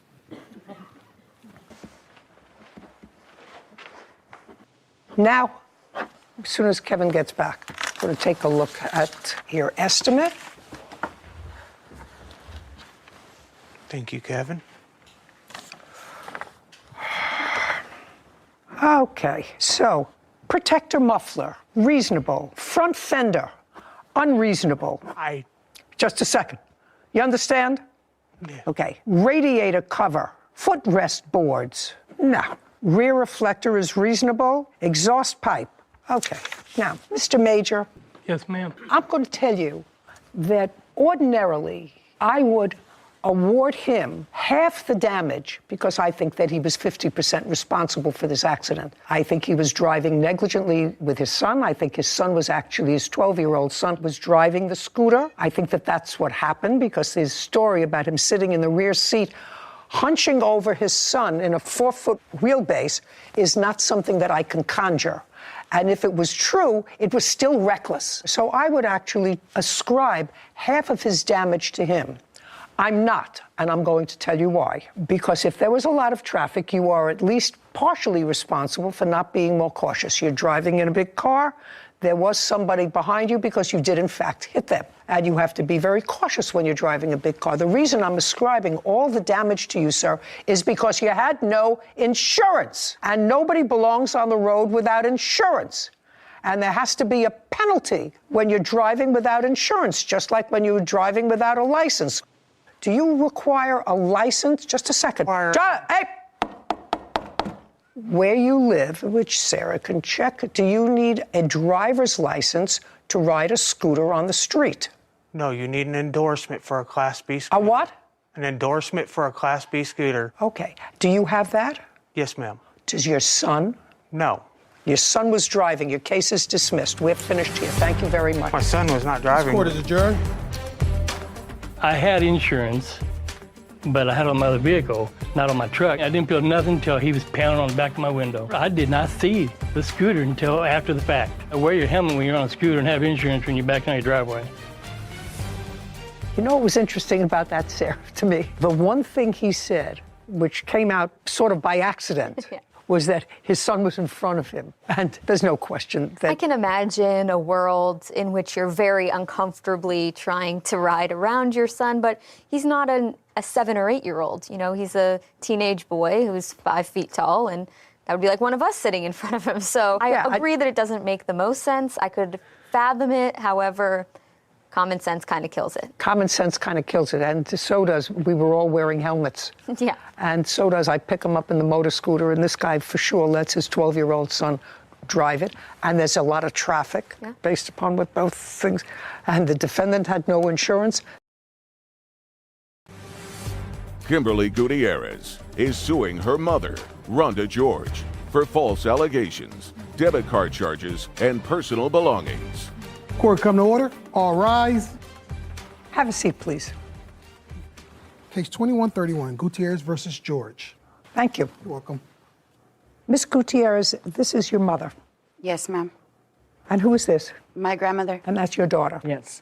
I'm reading the complaint and the answer, and this is what your complaint is about. You claim that your mother had you falsely arrested, as a result of which you spent 4 months in jail. While you were in jail, it is your claim that your mother used a debit card of yours, I think $3,000 worth, and you had some belongings at her house that you want. I gather that you've had some problems in your own life. You have at least 3 children. Yes. Was the state ever involved in placing the children in foster care? No. And what about your daughter? My daughter, yes. And how old is your daughter? She's 19 months. At what point did the state become involved with your daughter? In May of this year, May 18th of this year, when there was false allegations made against, when my mom refused to give me my daughter back. In May, when You brought your daughter to your mother's house when? I called my brother on May 17th of 2022, and I asked him to babysit my daughter. Your brother. And does your brother live with your mother? Yes, he was staying with her at that time. So on the 17th, you asked your brother, who was staying with your mother, if he would babysit for your daughter. Where were you going? I was needing to go to Fresno, and I had just received my income tax check. So I needed to go to Fresno, and I was on foot because my car was impounded the day prior. Were you going alone? To Fresno, yes. So you brought your daughter on the 17th of May to your mother's house, and your brother was supposed to watch him, according to you, while you went to Fresno. Yeah, he met me down the street, actually, because there's a restraining order. So I didn't actually go to the resident. Who has a restraining order? My mother has a restraining order on me. Is the restraining order that she has against you a final order or a temporary order? It's good for 3 years, that's all I know. That's a final order. Was that a final order of protection after a trial, or did you consent to it? I was not notified of the court date. Didn't consent to anything. Okay, so it was a default. I don't know what that means. It means you didn't show up and they entered a final order of protection in favor of your mother. So you're not permitted to go to her home. Right. Since that's not really the subject of this, I don't have to get into it. In any event, you went on the 17th, you dropped your child off at your mother's house, your brother was there, and then what happened? I finally got to Fresno, I got a ride, I got to the check cashing place. It literally took me... Don't tell me, I'm not interested in that. 17th, you dropped the child off. You were supposed to pick the child up when? That evening. On the 17th? Yes. And did you? I showed up it was a little before 10. I showed up, I called my brother, I said, I'm down the street. He was like, yeah, I'll be right there. 10 o'clock at night? It was almost, ma'am, I was on foot. And no, just a second. I asked you 10 o'clock at night. It was right before 10, yes. Okay. When I got there, I called him. It had been about 15 minutes had gone by, and I called him back, and I said, where are you at? And he said, Mom won't let me leave with the baby. And I said, what do you mean? And he said, Mom won't let me leave with the baby. My mother instinct kicked in, and I went in like fight or flight, and I walked down to my mom's house, and I knocked on the door and was asking for my daughter. I finally came to my... Okay, so when your brother said that to you, instead of going to the police, you violated the order of protection. I ended up leaving and calling the sheriff. Okay, but you didn't. You went... Of course, yes. I was going for my daughter. Yes, ma'am. Okay. And what happened at 10 o'clock at night or 10:30? Yes. I finally realized that about 5 minutes of being at the house, I was like, okay, you need to leave. So I left because she wouldn't open the door to give me my daughter. I left. I called the sheriff. And so I told them the situation. So they had walked down to my mother's and let her know that what she was doing was basically...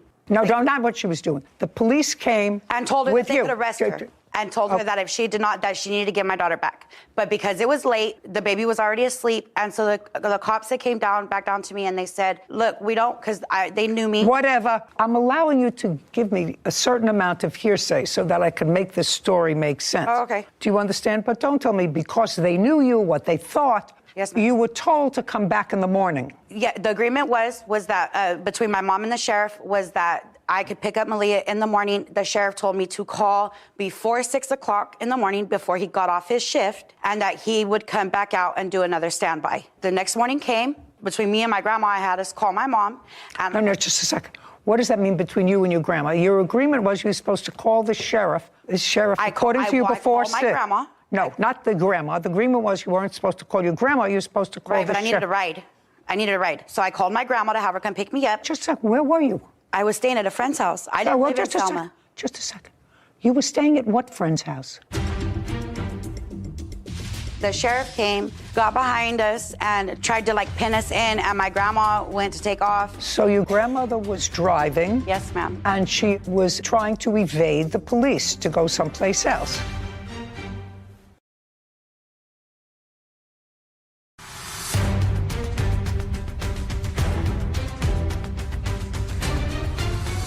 Kimberly Gutierrez claims her mother, Rhonda George, owes for debit card charges and personal belongings.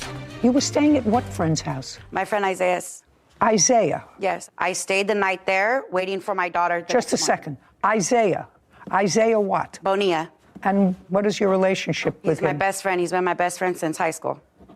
Where are you living now? I live with my grandmother right now since I was released. Full time? Right now, yes. What do you mean right now, yes? I'm in the process of getting my own place. Okay, so You called your grandmother and then? Called the sheriff. And then? Waited for the sheriff to respond. And then? The sheriff did not respond for a few hours. Okay, so you were waiting for the sheriff to respond. The sheriff did not respond until when? It was after 7 o'clock in the morning, and it wasn't even yes, ma'am, 7 a.m. 7 a.m. Your daughter is, according to you, 19 months old? 19 months old. And she had prior to that been living with you? She was living with me all the time, yes. She was living with you? Yes, ma'am. Okay, so now let's get back to this arrest that you had. According to your papers, your daughter was with you up until that time. What time did she wake up in the morning? Usually she wakes up between 7:30 and 8 o'clock in the morning. Okay, well, then could you tell me why, if she wakes up between 7:30 and 8, why you would even contemplate picking her up before 8 o'clock in the morning? Because one of my issues was with certain officers that would have been responding, and the officer that responded the night of the incident, he told me, if you wanted me to be the officer to respond, you need to call me before I get off my shift. Fine, but he didn't respond to you. But according to you, he didn't respond to you. No, it was a different officer. So then my question to you is... They did respond at 7 o'clock in the morning. And did what? It was a horrible mess. Well, he did what? They responded. When they responded, he showed up. The officer told me that he did not want to be there. He said, if I have my way, you'll never see your daughter again. And I looked at him, and I said, wow. Okay. What do you mean you looked at him? Where were you when you looked at him? I was right next to him, but I just... Where, at the precinct or at your house? No, down the street from my mom's. Okay, so he responded to you when you were down the street at your mother's house, and he said, I'm not getting involved in this, and if I had my way, you would never have your daughter. And so what did you do? So at that point, my grandma pulled up, and I told him, I said, your assistance is no longer needed, and that my grandma could just get my daughter. And he says, well, you already called me. The deputy did. So I said, okay, whatever. He asked me if I had somewhere to live, and I said yes, and whatever. And so he went down to my mom's. When he went down to my mom's, he was supposed to just go down there and get my daughter. When he was taking too long, I could walk so far this way, and I could see straight down my mom's street. So I did. When I did, I seen that my mom was out there just giving him an earful.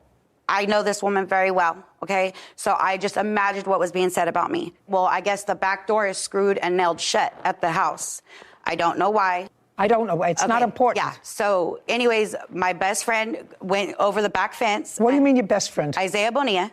Oh, so you brought Isaiah with you? He went... Just a second. So you have your grandmother, and then you've got Isaiah, your best friend, also to go to your mother's house. Yes, ma'am. He got my daughter. Isaiah brought her to where you were. Yes. And then what happened? I started walking back towards Isaiah's house. When I started walking back towards Isaiah's house, my grandma pulled up in her car, and she was like, are you ready to go get your car out of the impound lot? And I said, yeah, I'm ready. And so I got in her back seat with my daughter. When I got in the back seat, I got in the middle. Well, then she was like, well, I don't know what's going to happen. Your mom's over there saying a whole bunch of stuff to the deputies, so I don't know what's going to happen. And so I was like, well, I got to go get my stuff from Isaiah's. So I go to jump back out the car. As I go to jump back out the car... But just a second. Now you have your daughter. Because I needed my wallet. My bag was at Isaiah's. My purse and everything was at Isaiah's. I was going to go back and pick it up. Well, right when we were going to go back, the sheriff came, got behind us, and tried to pin us in, and my grandma went to take off. So your grandmother was driving. Yes, ma'am. And she was trying to evade the police to go someplace else. Yes, ma'am. And how many police cars were involved? One. Were there ever any more than one police car? Once we got to the police department, of course, there's a police department. No, I'm talking about the number of police cars. So there's a police car now. Coming behind us? No. It was just one. It was just one? Yes, ma'am. And you were accelerating to get there? Was the police car siren on? No. Well, how did you know that he was trying to pull you over? Because he tried to hit her car. Oh, that would give you a clue. So you're telling me he tried to hit your grandmother's car without notifying you in any way to pull over? Yes, ma'am. That's why I spent 4 months in jail, and I beat my case. I went to trial and beat my case. Everything was dismissed. I'm not responsible for the criminal justice system. I'm only responsible for what goes on here. Yes, ma'am. So I assume once you got to the police station, both you and your grandmother were arrested? Yes, ma'am. And that was in May? Yes, ma'am. And now uncross your arms. And now we're in December. Yes, ma'am. Of the same year. Yes, ma'am. And you're out of jail. Yes, ma'am. And you've been out of jail for about? Since August 25th. Who does your daughter live with? Right now, she's with a mentor. She's my ex-husband's aunt, ma'am. And who placed her with your ex-husband's aunt? I did. Not the court? No, I requested her.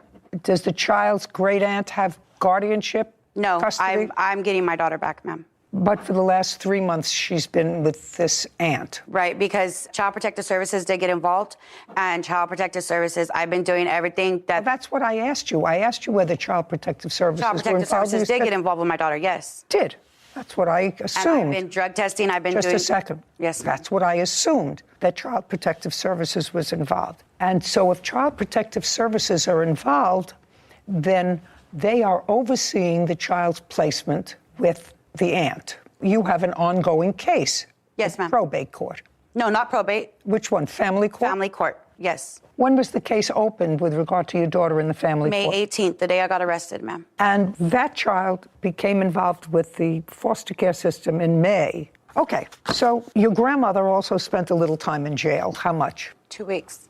I quite frankly don't understand your case. While I was in jail, Your Honor, while I was incarcerated, my mom had all my debit cards, my ID. She had went and actually, because of me getting arrested, she had went to Isaiah's and picked up all of my stuff. You mean, just a second. Let me understand this. It is your claim that the reason that you had to go to Isaiah's house was to get your pocketbook, your wallet, your credit card that you left there. But I never made it there. I understand that. And Isaiah, clearly, from what you tell me, knew of the problem because he was part of this little conspiracy to get your daughter out of the house and was at the back of the house to pick up your daughter who was being put over the fence. So why would Isaiah give your mother... Because she went over there with a baseball bat and busted out his windows. On February 4th this year, I lost my twins, okay? And that was the first time I had contacted my mother because I was going through it and I messaged her and I told her, I said, I really need my mom right now. If anything, I need my mom right now.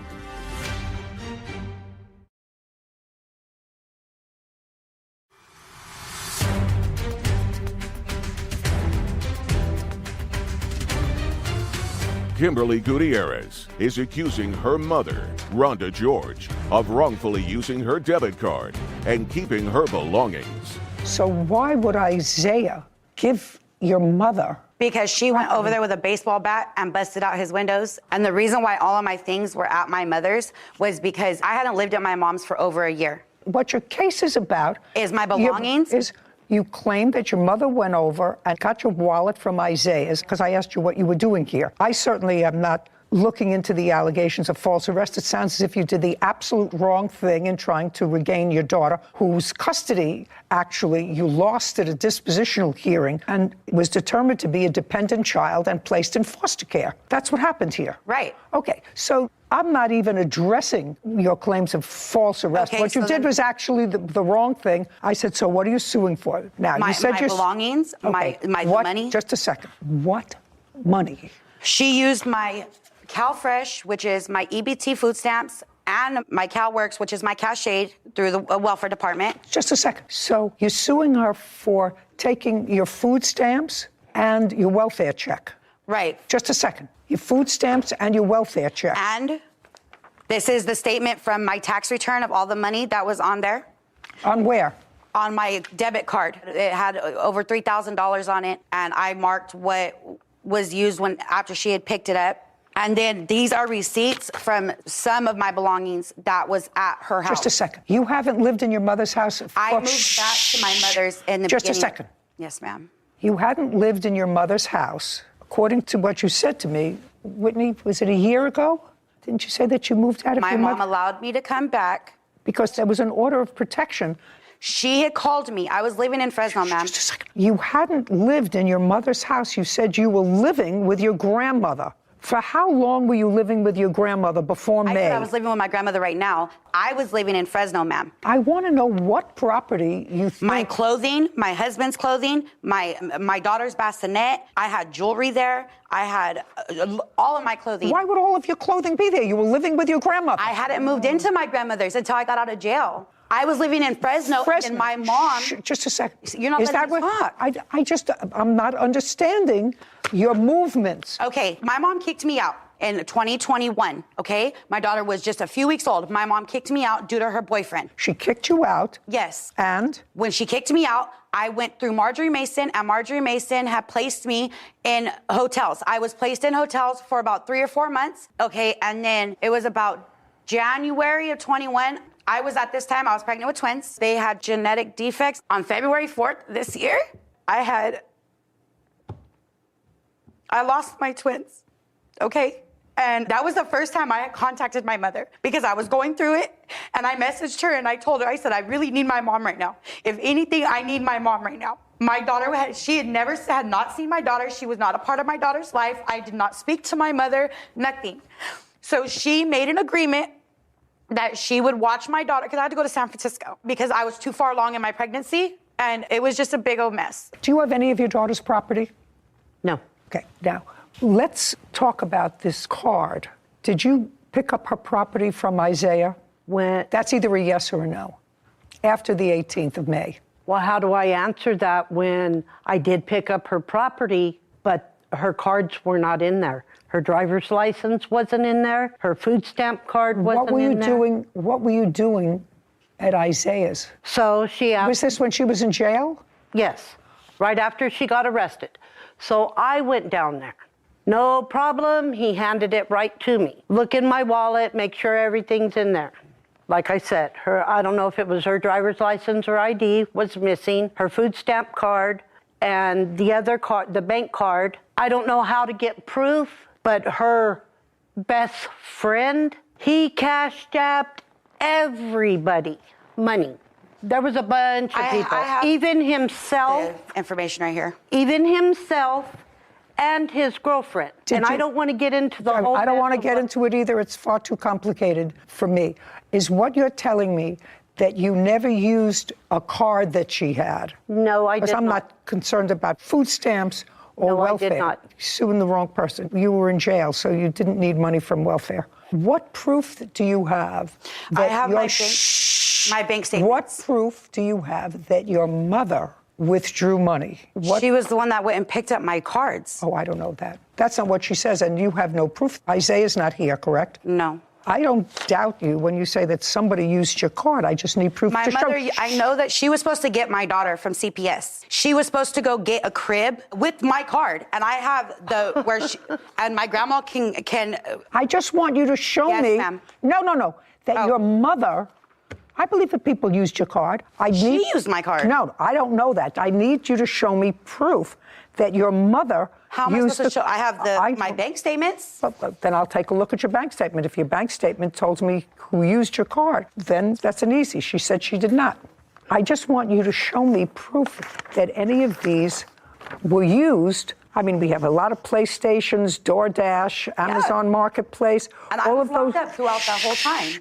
I understand that. I suggest that you concentrate on getting yourself together. If you want to reunite your family, I suggest that you put your priorities in order. Oh, they are in order. Evidently not. I work, I have a job, I go to school, I'm getting my own place, but I'm going to court, I'm getting my kids back. Good. Can I give you this? I don't know what it is. Well, I just want you to look at it. Can I see it?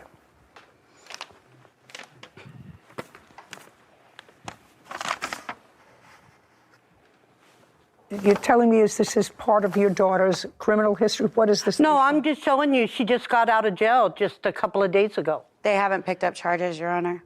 You were arrested on November 28th?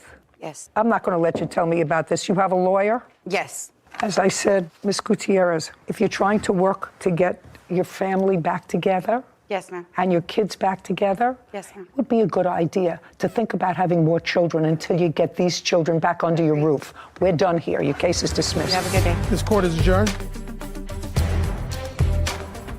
Oh, I love her decision. I don't want to have nothing to do with any of them. They've burned their bridges. Perfect example of suffer the little children. So you have 3 kids, none of whom live with you. They go back and forth between a grandmother who would participate in evading the police, but where the police had to stop them by ramming the car. Yeah, I was going to say there was something in the papers about a crash and. She said he tried to ram my mother's car. So fingers crossed for her. Yeah, and the kids. But take care of. Suing his neighbor, Stacy Benedum, for breach of contract and attorney fees. Court come to order. All rise. Have a seat, please. Case 2128, Hall versus Benedum. Thank you. You're welcome. Mr. Hall, you and the defendant are neighbors, Yes, ma'am. and your houses are right next to each other. Hers is on the corner, and mine is Right next to her. Yes. Got it. What your complaint is that I see where those two, the truck and the vehicle behind it, The trailer, yes, ma'am. the trailer, the property to the left of that is your house, Yes, ma'am. and the property to the right of that is the defendant's house. Yes, ma'am. And it is your claim that the defendant, in writing, agreed to sell you that little piece of property that looks like it's been carved out of her property. Yes, ma'am. Because you had a narrow driveway, you wanted to park these two vehicles. Yes, ma'am. Based upon that agreement, you went ahead and did some work on that piece of property. Yes, ma'am. You put down gravel, you planted flowers, all to make it look as if that piece of property was part of your house. Not so much to make it look like it's part of my house so I can get in it, because the agreement was that there was 3 pine trees there prior to her telling me that I can buy the property. No. The 3 trees that are there had nothing to do with this except that they were taken down. And were they taken down and the removal of the trees was paid for by you or by her? By both of us. By both. Okay. So you asked to have the trees removed, and you both paid to have the trees removed. Okay. Not only did you cut the trees down, but you took that property and made it look like yours. You say that there was an agreement in writing for her to sell you that piece of property. So I'd like Yes, to ma'am. see that agreement. Yes, ma'am. There's no agreement in writing. Don't say anything. The very top line. Just a second.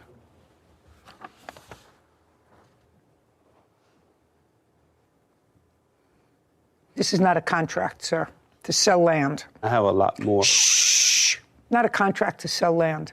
I see what she says to you. I am agreeing to sell you the property you are currently parked on for $1,000 plus costs. Let's get this in motion ASAP. And then she doesn't hear from you, and that's the 18th of May. And then she writes you again a little bit later, and she says her offer will expire at the end of today's business day, 5/19. And on 5/19, at 10 o'clock at night, you write to her, "Hey, Stacy, I've started working on things this morning. I have already been to the city of Akron, and once they are done and I get a surveyor and so on, I will keep you updated if that's okay.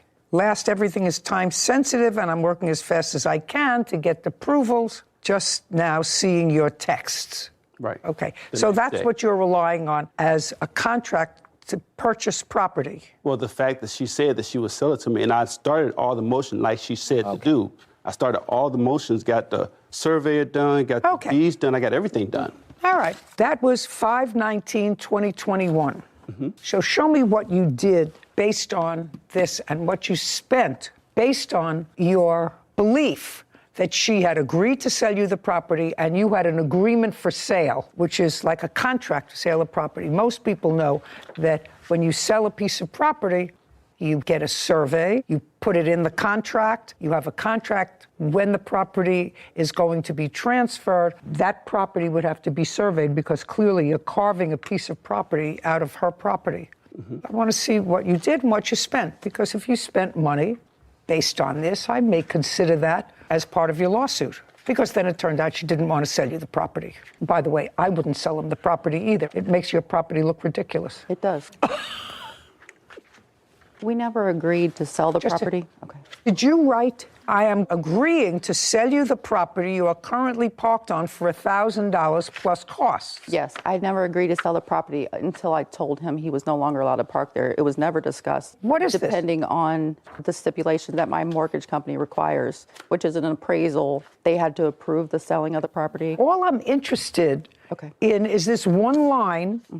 The other ifs fall after that, it says, I'm agreeing to sell you the property you are currently parked on for $1,000 plus costs. Yes. Okay, so you did that. Yes. I want to see the things that you started to do right after May 19th. You said, I've already started working on things this morning. This is May 19th. I've already been to the city of Akron. Yes. This is a receipt showing the $800 from the surveyor. Okay, may I see that, please? There's that one. This is a receipt from the attorney where I had the deed paperwork done. I'm looking for a date on this, sir. I'm looking for dates on these things. Look at this one, too. Okay, June 15th. What is this? That's actually when I paid to have the 3 deeds made up. That's the $450 that I had to pay to the attorney for him to make the 3 deeds up. And everything Stacey had to do was sign them. And that was June 15th. That was not quite a month later. Right. I started the next day. Okay. And this is so far what you spent in reliance on her statement that I'll sell you the property for $1,000. This is a breakdown that I have, that I wrote down, that you can show her that, of everything, the timeline. And I don't need a breakdown of the timeline, sir. I need the bills for this, not what you wrote. Okay. I need the bills for 6 tons of gravel. That was in July. Here's one receipt right here. There you go. Did he ever give you $1,000? He never paid me. I'm a common sense person and a property owner. It was overreaching to think that you could buy a piece of that land for $1,000. Overreaching.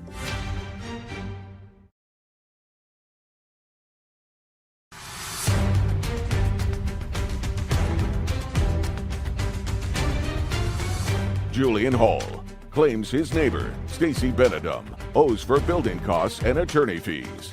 Stacey is countersuing, claiming Julian was illegally parking on her property. Okay, so far all I have that you paid was $450 for the deeds, $800 for the survey, and gravel to be delivered. I got the gravel in there. I also have the concrete that I had laid, flowers and stuff that I put in. Did he pay part of having the tree stumps removed? We split the cost and the labor of removing the debris of the trees. No, ma'am, that's not true. Who wanted the trees removed? I never had a problem with the trees. I like the trees. Don't speak.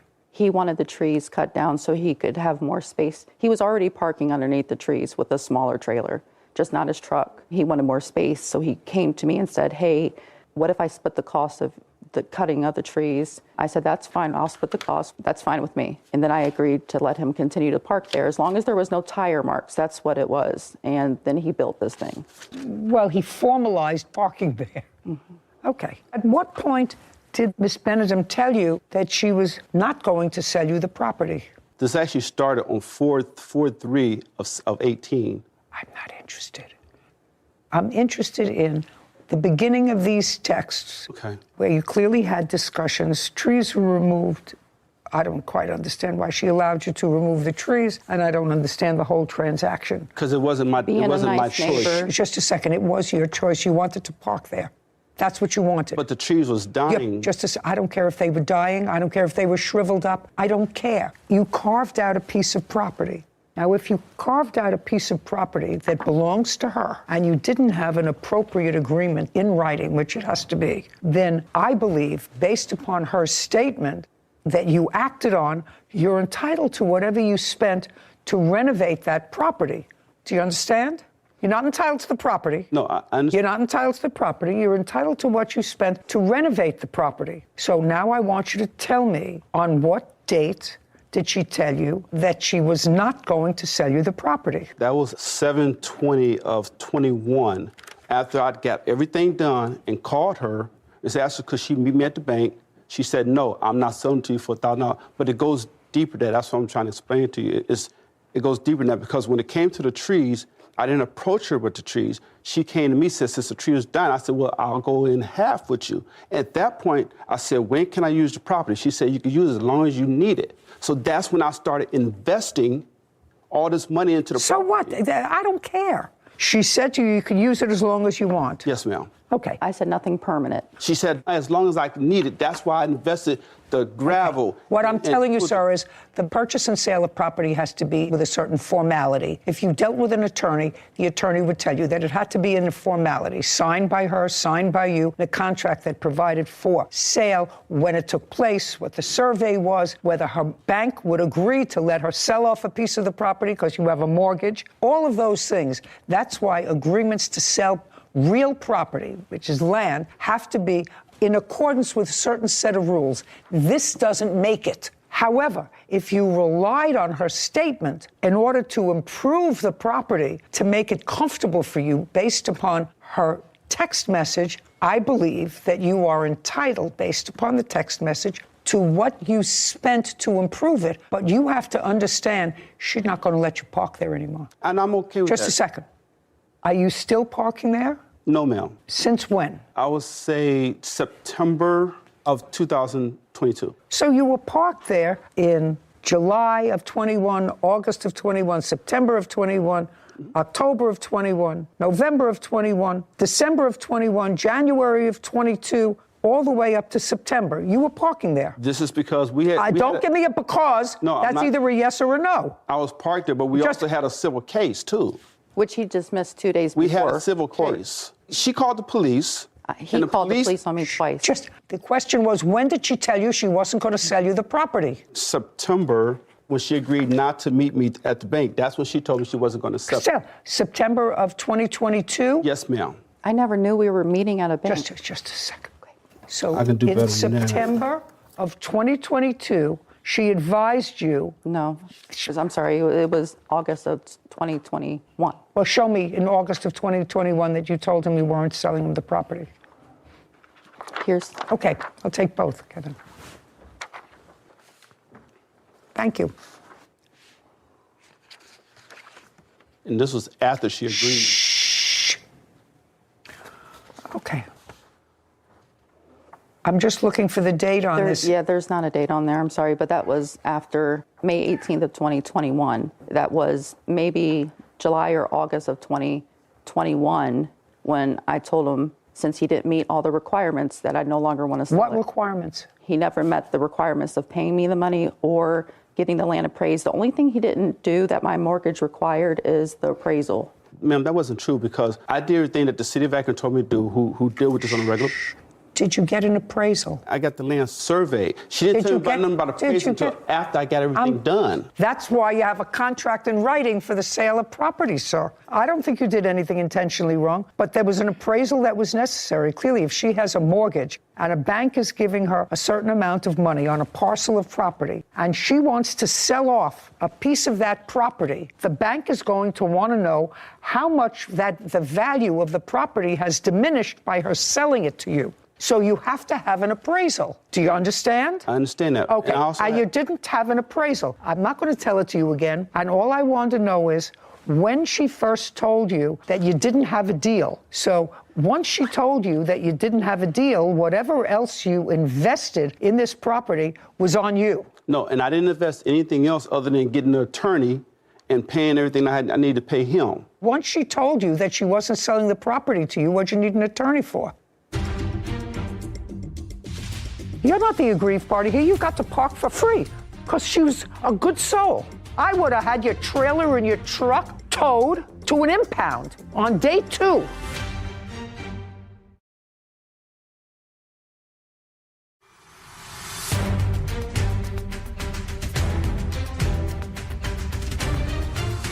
Julian Hall has accused his neighbor, Stacy Benedum, of breaking their agreement.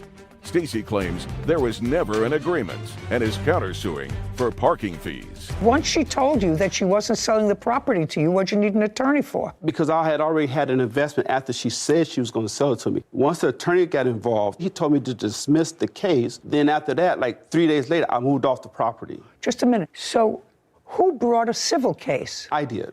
When? Last year of 21. And what happened with that case? It was dismissed. What did you bring a case against her for? For breach of contract. It was dismissed because there was no contract. Your Honor, can I say something? What? He made all these improvements in 2018 before we ever discussed selling the property. You mean he put the gravel in? Yeah. Well, how could he put the gravel in over trees? The trees were cut down in 2018. Is that right, sir? That's correct. The trees yes, ma'am. that were cut down in 2018, well before this. Yes. So you did use it. You used it for how many years? You used it 18, 19, 20, and 21. You used it. You used it. You had value from it. You had value from somebody else's property. You used her property for you to park on. You Yeah, can't. I wouldn't have done none of this if she would have told me no. Every move that I made, I asked her first. I got it in a text message. I asked her, can I do this? Can I do this?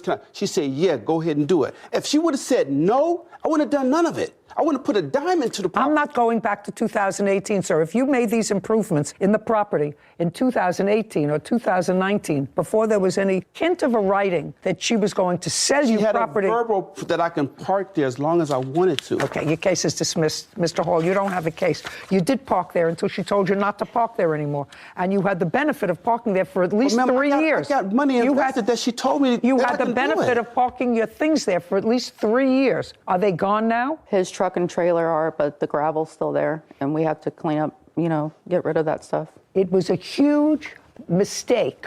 So you're going to have to take care of that yourself. Okay. And I would take care of that because that looks ridiculous. I will. That looks ridiculous. You have a counterclaim. Yes. For parking. Forget it. But listen, I told him he couldn't park there back in May of 2021. He continued to park there till... So you should have been more vigilant. My attorney didn't notify him till May of this year, of 2022, that if he continues to park there, we'll charge him $75 a day. And he continued to park there until the case was dismissed in August of 2022. So I'm only suing him for May of 2022 to August of 22. And did he move it? He did. Okay. You still living there? Yes. Do you talk to him? No. Had you talked to him previously? Yeah. We had a good relationship. I'm a common sense person and a property owner. It was overreaching to think that you could buy a piece of that land for $1,000. Overreaching. And if she had it appraised and if it's something that you want and she had, I guarantee you that that little piece of property would be appraised at a far higher cost than $1,000. Guaranteed. And I guarantee you that her bank would say, you can't let him buy that piece of property for $1,000. How much of a mortgage are you carrying? $76,000. Not going to let her sell off that piece of property. You had the benefit of that piece of property for several years. I have to tell you that I really think that it's much nicer to look at plain grass than it is to look at a trailer and a truck from her backyard. Your Honor, I wouldn't have done none of it if you would have said do it. Do you know what your attorney said to you? I can't help you. You don't have a contract. And Mr. Hall, that's what I'm telling you. I can't help you. You don't have a contract. And from what I know now, this all started in 2018 before there was any discussion of buying the property that you can prove to me. Because the thing that you gave me was in 2021. I have to tell you, you never had a problem because she was a good neighbor. If she let you park on her property, so if you think you're the one who's been aggrieved here, the truth of the matter is I don't think that you're the one who was aggrieved here. She let you park on her property. I have to tell you, I wouldn't have let that happen. I had a neighbor who had an easement. And I said, all I want from you when I bought the house was I want you to say that you will never try to claim this property by adverse possession and that you understand that it's my property. And then you can use it because it was a place that looked like it was part of his driveway. Mm-hmm. And he said, I'm not signing that. I said, if you don't sign it, I'm going to put a fence right in the middle of your front lawn, which is where my property line is. I don't hear from him. I said, you have 24 hours to sign the paper or I'm putting a fence right in the middle of your front lawn because that's my property and you have an easement. And he didn't sign it. He would have lived with the fence until today because it's still there. Now his children are living with the fence because he's gone. You're not the aggrieved party here. You got to park for free for 4 years. For free.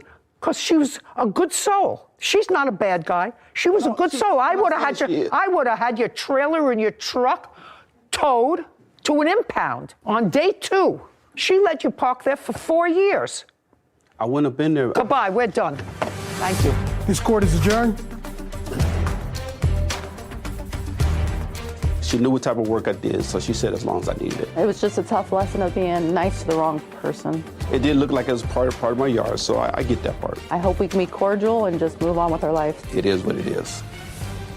This is a great example of the statute of frauds and why it exists. So all writings for the sale of land, real estate, have to be in writing and signed by both parties. I'm sure it was created for situations just like these. There's a lot of moving parts. There's mortgages, there's banks involved a lot of the times. There are easements, there are water rights, Exactly. there are all kinds of things. Legally, they're some of the most complex documents that get drawn up. So it can't be a text message for $1,000 to sell off a piece of land without all the boxes being ticked.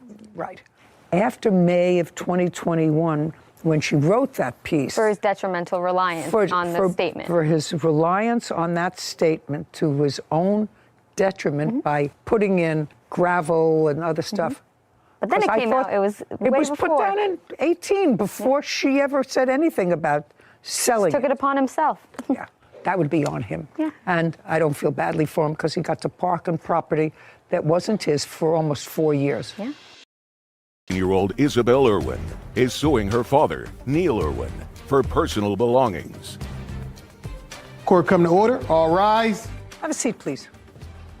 Case number 27, Irwin versus Irwin. Thank you. You're welcome. Miss Irwin, this is your dad?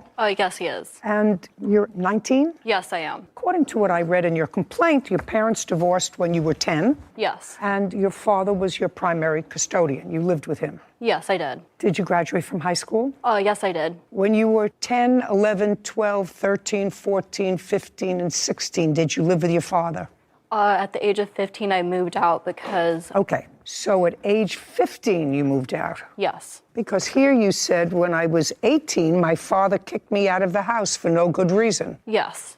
Guess what? Well, you just told me that you left the house when you were 15. Yes, and I lived with my mother for 2 years, and... Okay, so from age 15 to 17, you lived with your mother. Yes. Is that because you were having difficulty with your father? Yes. Okay, and then you went to live with your mother.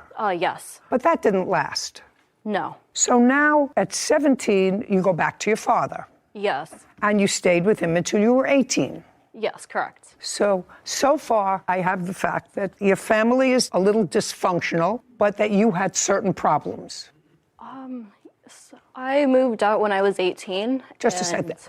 Would that be a fair statement, that you had some problems? No, it would not be. Okay.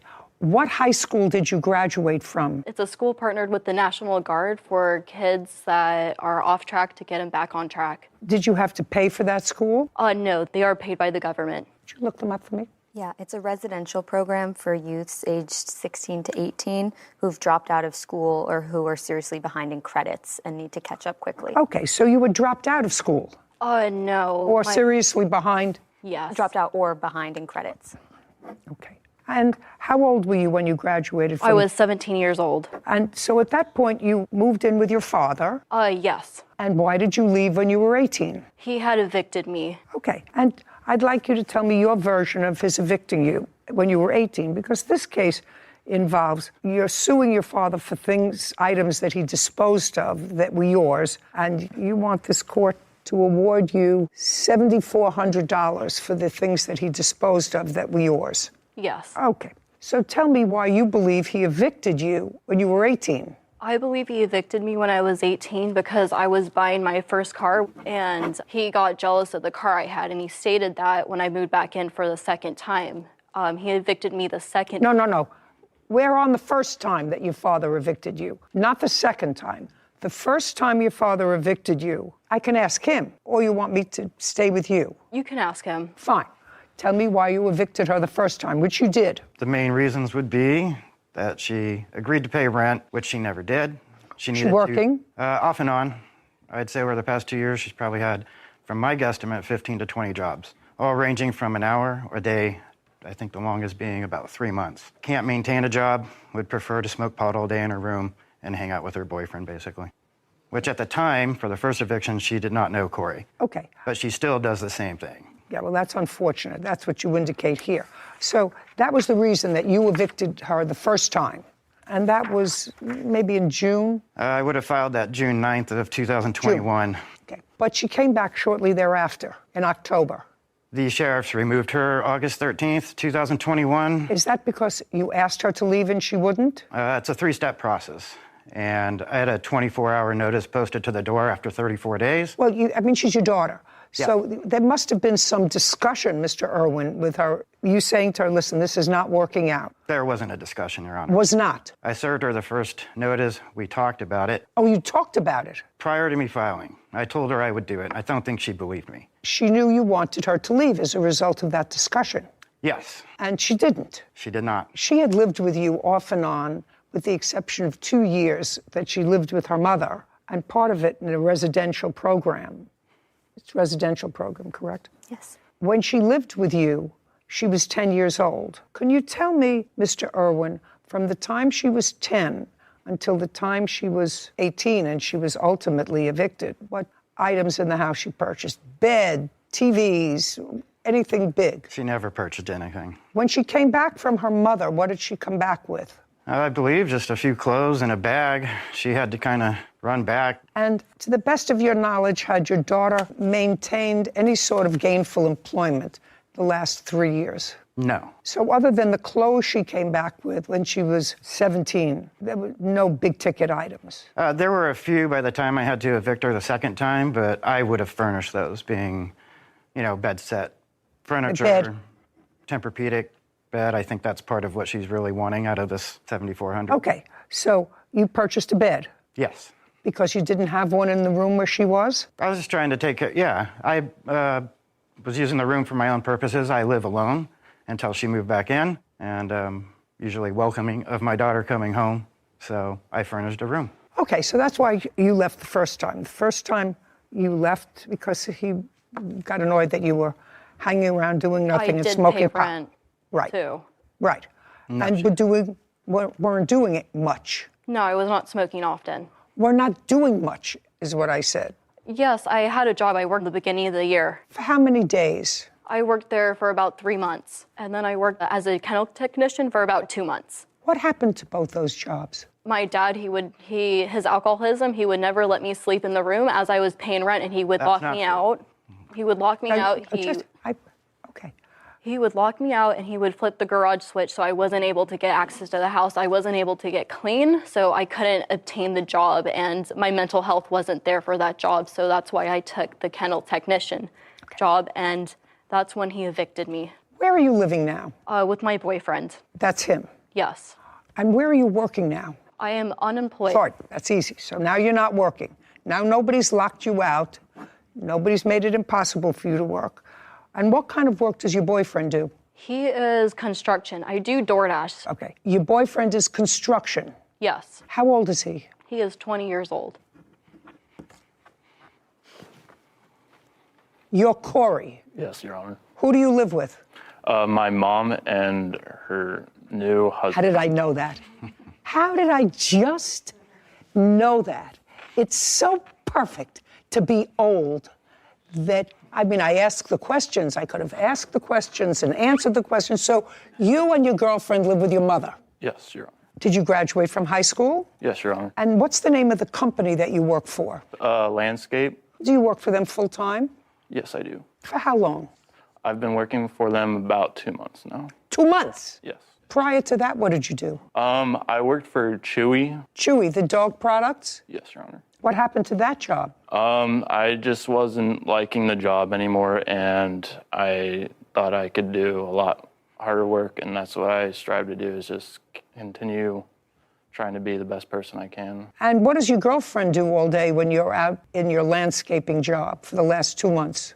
She stays busy going to the gym and making sure that everything is in tip-top shape, and just bringing me lunch when I'm on my break for work. And you're living in your mom's house. Be a fair statement. You don't have to be a math wizard, which I am not, because you don't have enough money to move out into your own place. Yes, Your Honor. Does your mom work? Yes, she does. Who else lives in the house?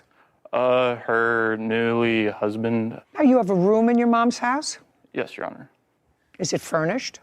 Yes, Your Honor. Who bought the furniture? I bought the bed set, and... Tell me when you bought the bed set. I bought it about 2 years ago because we moved there recently. So what you're telling me is you purchased a new mattress? Yes. With your earnings? Yes, Your Honor. And how much was it? It was about $1,500. And if you left the house, you would want to take your mattress because you bought it. Yes, Your Honor. You wouldn't take any of the other furniture in the house because you didn't buy it. Yes, correct. Whether it's your dresser or a TV in your room, your parents bought that. Yeah. The mattress you bought. Yes, Your Honor. Now you can sit.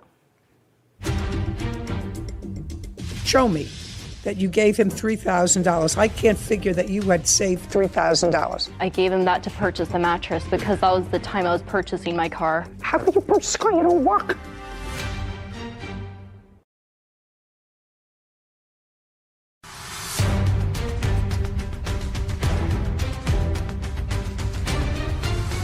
"19-year-old Isabel Irwin claims her father, Neil Irwin, owes for personal belongings. Now, I'm going to sort of pull this together. Eventually, you moved back into the house after an initial eviction, and you weren't doing well, I assume. Yes. And then you came back a couple of months later and asked your father if you could move back in. Yes. And he said, okay. Yes. And that didn't work out. He was unhappy with the arrangement. I was paying rent before. He was kicking me out, so I decided not to pay rent. Whatever the reason, he wasn't happy with it. You were gone for a couple of months. He evicted me, yes. Yes. Well, he evicted you for a reason, Miss Irwin. You have to stop being a baby. He evicted you for a reason. He took you back because you went there. You said, I have no place to go. I assume, without going into specifics, because you look a little frightened, and I don't have to get that crazed with you because it sounds like a very sad situation. He said, it's not working out again.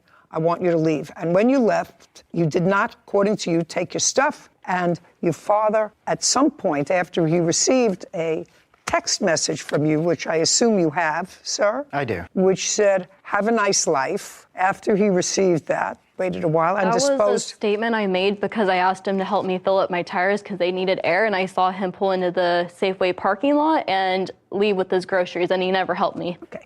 So you said, have a nice life. And then you want a whole bunch of things from the house. Now, I want you to tell me, with your limited work history, which you have, hardly enough to sustain yourself, because in October you came back to him and said, I need a place to live. So I want you to tell me what you purchased. I purchased the Tempur-Pedic bed. And who did you purchase it from? My father. You purchased it from your father? Yes, he made the original purchase and said I could just give him the money, which I did. Okay. And how much did you give him for the mattress? $3,000. That's incorrect. Show me that you gave him $3,000. I can't figure that you had saved $3,000. I gave him that to purchase the mattress because that was the time I was purchasing my car. How could you purchase a car? You don't work. You don't work.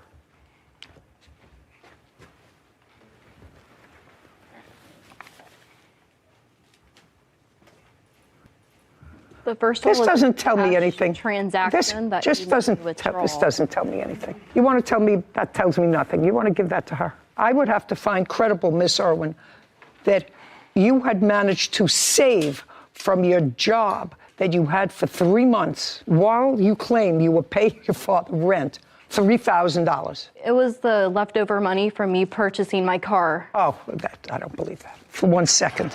Okay, you want to tell me about the mattress, sir? Okay, simply put, I got one for myself when she wasn't living with me, and the mattress I furnished her with, it was a floor model. He gave me a good deal on it. I think it retails about $3,500.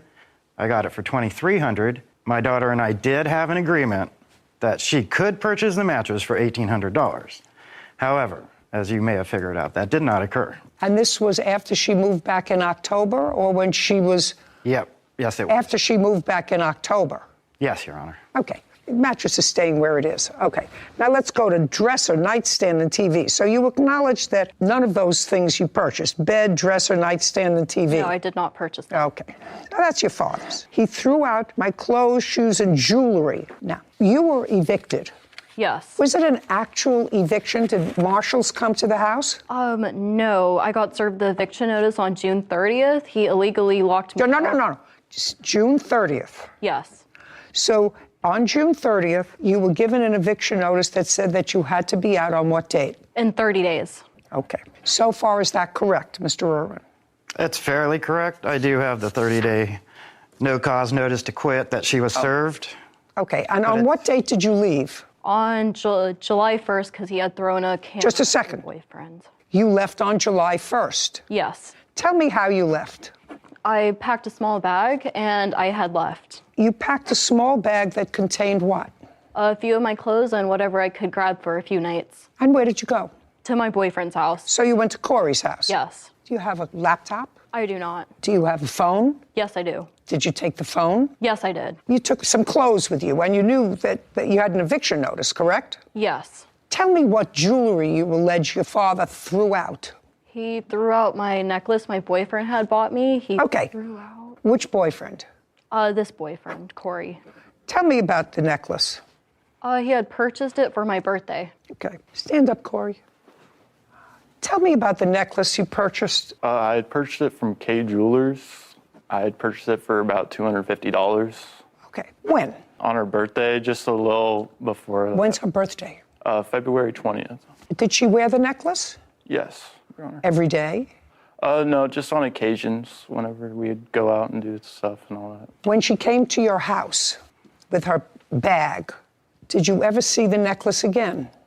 No, I did not, Your Honor. Do you know where this necklace is? I do not. Did you throw away a necklace? I guess anything's possible because when she left and sent me the "have a nice rest of your life" text, it looked like a hoarder's room, so I guess anything could have been in there. Who cleaned it up? I did. Didn't see a necklace? Didn't see a necklace. Okay.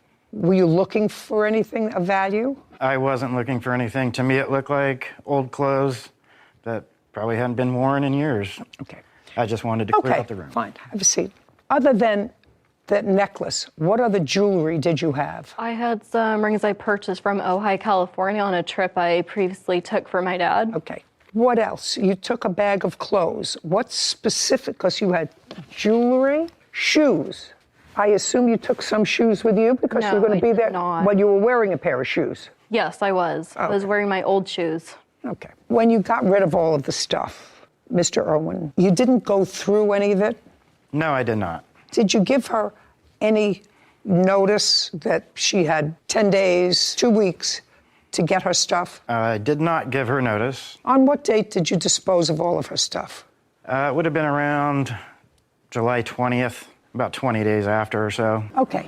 Well, but even according to your eviction notice, she had 30 days to vacate. Well, if you read the actual eviction notice, it's 5 days. After 5 days, you have to file another part of the eviction notice, which is unlawful detainer, meaning that she is now there illegally. So she left within the 5 days, willfully. I'm 19 years old, and I want to live to be 79. And right now, that doesn't look good for you. I'm telling you, you look troubled and older than your years.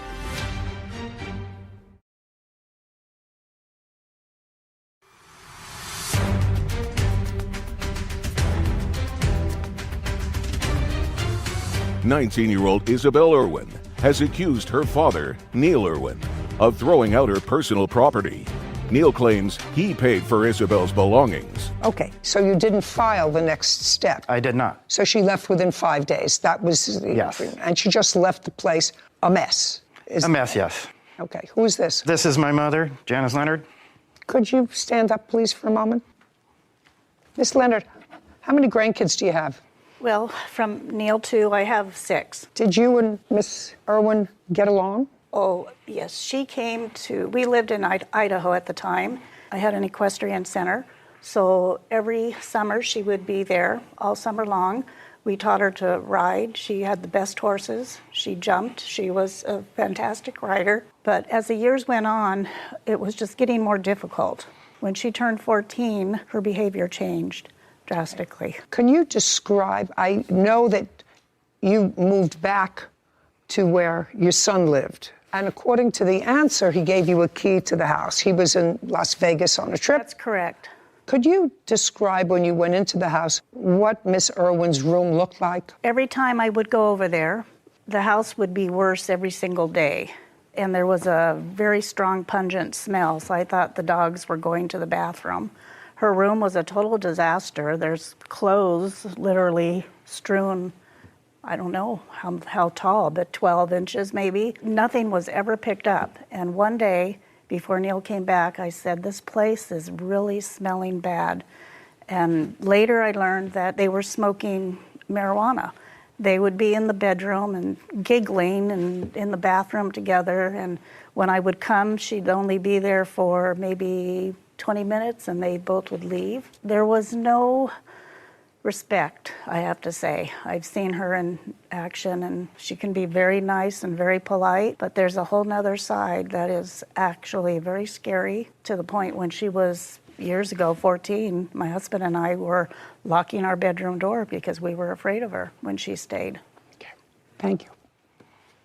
Isabel, is that what they call you, or they have a Yes. Isabel. Word of advice, caution. You're 19? Yes.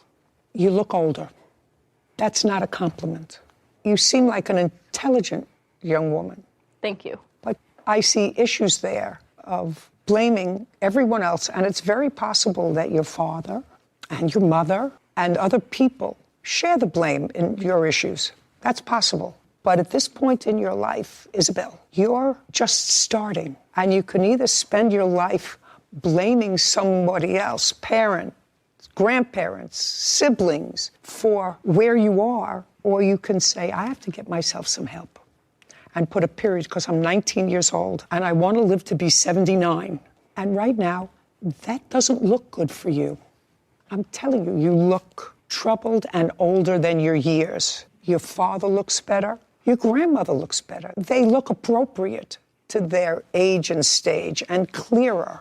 So I think that you should get some help. I also think, Mr. Irwin, there were things in her room, and believe me, I have seen rooms like that. You know, I have been involved with lots of kids and grandchildren. Most of them grow up, and once they get a place of their own, they walk around with a bottle of Windex and Bounty and clean up after everybody's fingerprints. But if they're living in their parents' house or their grandparents' house, they live like slobs. Sometimes that never changes. But, you know, there's messy, and then there is dysfunctional. And what you are describing is dysfunctional. And I think if your daughter was honest, she would look and she would say, that's dysfunctional. You were in the room, Corey? Yes, Your Honor. Stand up.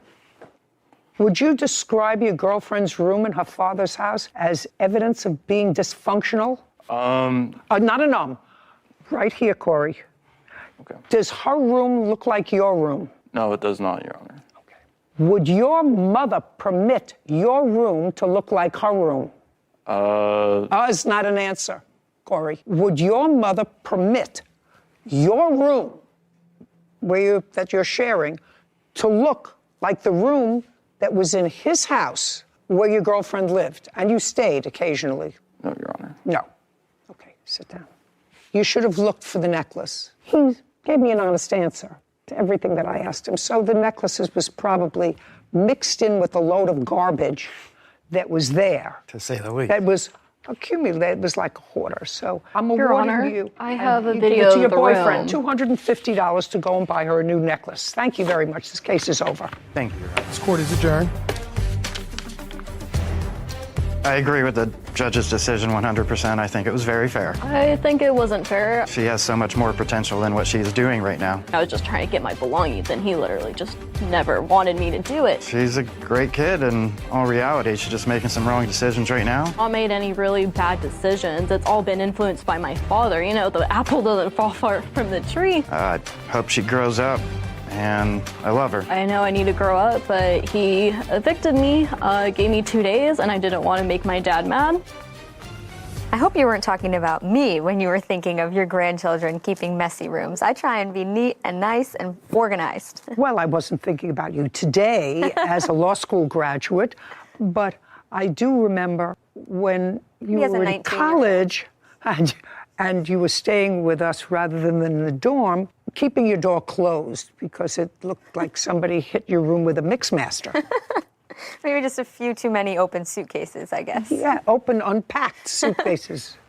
But got older and more respectful, and then you had your own apartment, and I remember visiting your apartment, and I said, who is it that lives here? I couldn't figure out who lived here. It's not the same person who lived with me. It's a maturity thing, and I think I was shocked to see that she was only 19 years old, in line with what you said to her, that she looks older beyond her years, and some difficulty can do that to you, but you have to take accountability and do what you can to make your life organized and set yourself up for success. That, all that is true. I'm not sure that she has all the tools to do that. And I don't know if she has anybody there to guide her. It's too bad because she seems like an intelligent young woman. And her grandmother certainly portrayed a picture of a child who was accomplished when she was younger, and then something happened. I hope she turns it around. Hope she turns it around. I hope it's not other. Princess Davis is suing photographer Tavares Long for breaking their photo shoot agreement. Court come to order. All rise. Have a seat, please. Hello, Judge. Case number 2013, Davis versus Long. Thank you. You're welcome. Miss Davis, what do you do for a living? I'm a language interpreter. For whom? For hospitals or law offices. Is it your own business? Yes. What languages do you speak? Spanish and Portuguese. Tell me how you met Mr. Long, who was a photographer. I met Mr. Long as part of a social cycling group that I'm a part of. And so they have weekly cycling rides, and he's always there, and I'm usually there too. So according to what I read in your complaint, you got to chatting with Mr. Long, and sometime in October of 2021, so not quite a year ago, the two of you discussed him taking photographs of you to be used on his website, on his business website. That's a photography website, sir? Yeah, but we didn't discuss, we just discussed doing a photo shoot together. Yeah. Well, that's what I said. Yeah, yes, ma'am. Don't say no unless, Yeah, I mean. I already live with people who say no just to say no.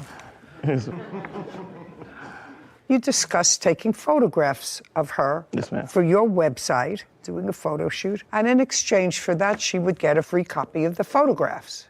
That's what you discussed. Yes. That a fair statement? Yes. Is that a fair statement? Of some of the photos, yes. I don't think that you said some of the photos. You said, you sit for a photo shoot for me, that I can use the pictures on my website. That's not what. Well, are you in the business of photography? Yes, ma'am. Is that how you make your living? Yes, ma'am. People paying you to take pictures of their wedding, communion, bar mitzvah, bat mitzvah. Yes, ma'am. Yes, Your Honor. Right? Anything else?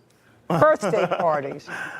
And in order to do that, you have to show off your best work. Yes. And if you ask a model to do that, so that you could use a model, just as you get paid for your work, so would the model. Right. So what you did with her was barter. You bartered her time in sitting for a shoot for her to get something in return, which were copies of the photographs. That doesn't mean that she owns them. You were free to use them on your webpage, on your business webpage. Am I outlining your case? Yes, more or less. Okay, so now I will summarize what the case is about. According to what I've read, the two of you looked at the photographs and you picked out about 30 that you liked, according to somebody. He got you the 30 pictures, but then you saw a picture, don't shake it, you saw a picture that you didn't have that was posted on his website that he hadn't given you. Well, he hadn't given me any of the pictures. I was able to view some. With 30 photographs downloaded so that you could see them on your computer. No, he sent me a Google Drive link for 29 photos. Okay. That I couldn't download. I could only view. Okay. Did you tell him that you couldn't download them? Yes. Did he repair that? No. So now you want to be compensated to the tune of $2,500 for using your pictures on social media. That's what you asked for in your case. Yes, for using them to promote his business. That's okay. Well, you knew he was going. I did. Okay, Miss Davis, you knew that he was going to use the photographs to promote his business. That was your contract. Mm-hmm. That's not that's a yes. Yes, ma'am. That was your contract. Your complaint is that he did not fulfill his entire end of the bargain by getting you copies of all the pictures. Yes. Okay. And you have a nonsense counterclaim, Mr. Long, because you want money for compensation for a photo shoot. That was never... No. Well, what I want money for is a nonsense counterclaim for a nonsense suit. No. What I want money for is if she wants me, because she actually, I want you to take down every photo and delete everything you have. Well, if you want to, that means if you want to own the rights to the photos, this is what it's going to cost you. You've not just a second. She doesn't want all the rights to the photos. She can't. That's what she called me saying. Okay.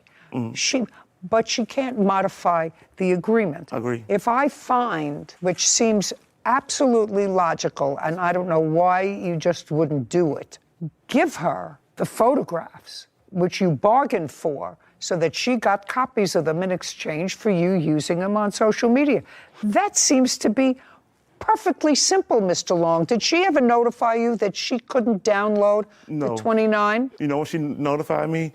So in May of this year, which is Women's History Month, I was daily, I post some photos of women I took photos of and just kind of like honor them for Women's History Month. So on like May 5th, with 5th day of Women's History Month, I posted. Slow down. Yes, ma'am. Sorry about that. So I posted 3 photos of her to say, hey, I want to honor, a friend of mine. It's Women's History Month, just kind of I thought it was a nice thing. So then she calls me. I was picking my daughter from school. Well, she emailed me. I don't know if she emailed me first. Does this have something really important to do with this case? Yes. Oh, well, get there, please. Yes, I'm ma'am. not interested in picking your daughter up from school. But you asked me when did she notify me. So 5 months later, she notified me in May. The photo shoot was in November. So but you asked me when did she notify me? She told me this right as all of this, as she wanted to start an argument. Mr. Long, yes, you ma'am. can talk from today till tomorrow.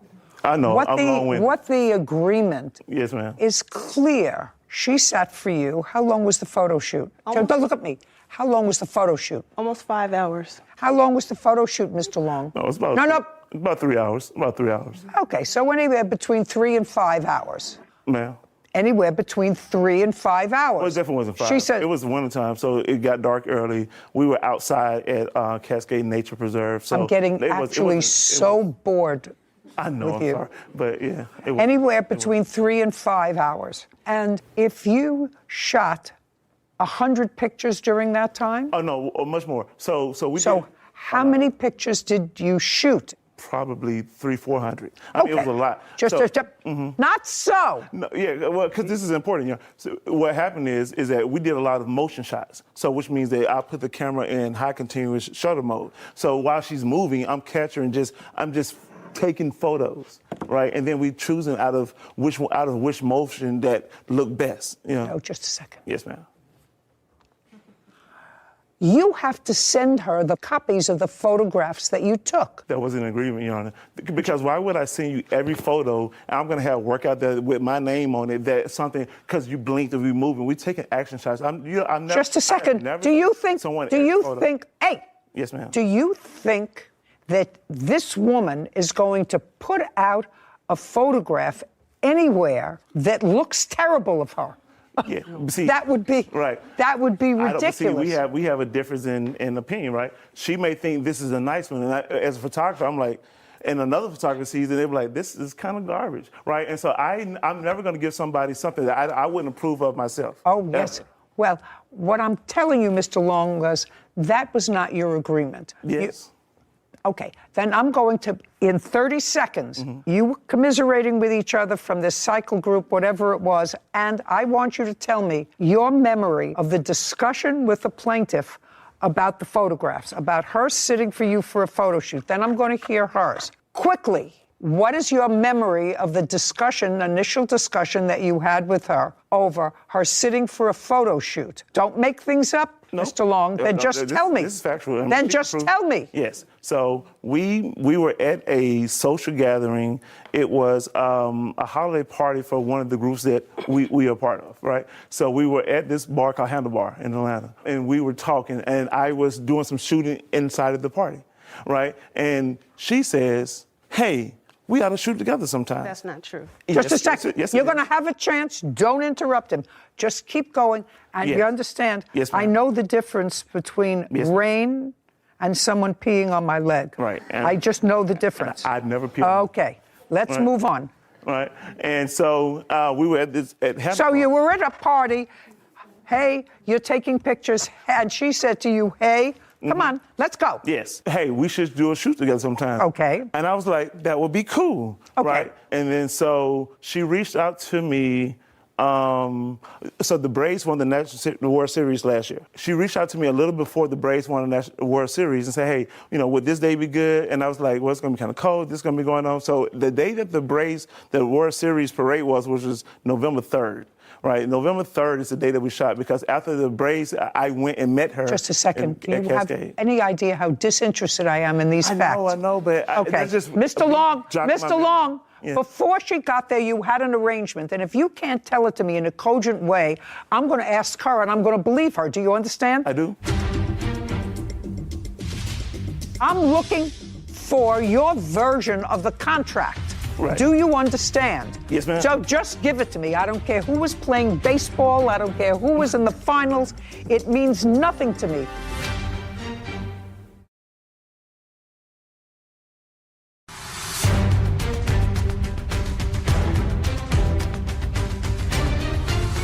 Princess Davis claims photographer Tavares Long broke their photo shoot agreement.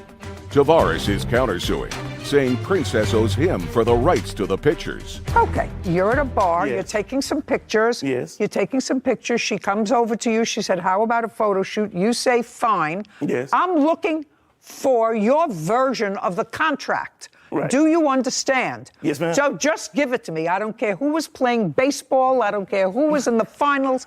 It means nothing to me. Yes, ma'am. Just tell me the contract that you had with her. There had to be a contract. Well, other than us verbally, there was no written contract. That doesn't have to be a written so you want contract. just what we verbally said? Yes. So then after that, we agreed to meet up, right? And then once we finished shooting, because we never discussed how many photos were going to be sent, right? Until we actually looked at the photos together, Your Honor. We looked at the photos. She said, "Oh no, I don't like this one because there's something." Just a second. You looked at the photos on the date of the shoot? No. Well, When? She looked at some of them on the camera, but not every photo on the camera. But when did you look? Oh, I sent it to her on November 6th. I emailed her. So November 3rd is when we shot. November 6th is when I sent her the photos. How many did you send her? 29. Okay, but you didn't send her all of them. No, because that was an agreement. Well, I didn't hear the agreement. I didn't hear anything about an Because agreement. We didn't have a specific number. I didn't hear anything about an agreement. There wasn't okay, a good. specific- Now you have to be quiet. Yes, ma'am. Now tell me your version. Make sure that I get exactly the case. Okay. On October 15th, we were both at a holiday event from one of our social groups, and he actually came up to me. And he was like, "You're beautiful. I would love to shoot you. I'm trying to build up my photography practice." And I was like, "Okay, what do you want to do? Like a, barter thing where I get a copy of all the pictures and you can use them to promote." And he was like, "Yeah." He was like, "We can talk about it this week." Oh, so what he said to was, "Yeah, we can talk about it this week." Mm-hmm. And we had another phone call. Keep going. To solidify that I would get a copy. No. Don't say solidify. Solidify is a conclusion. Okay. What I want you to tell me is after that meeting, you had another conversation. Yes. Did you call him or did he call you? I called him. Yes. And I said, "Okay, so I know you had talked about the shoot. Like, what were you interested in doing? I know you talked about the barter." And he was like, "Yeah, I'm building up my practice. I would love to shoot you."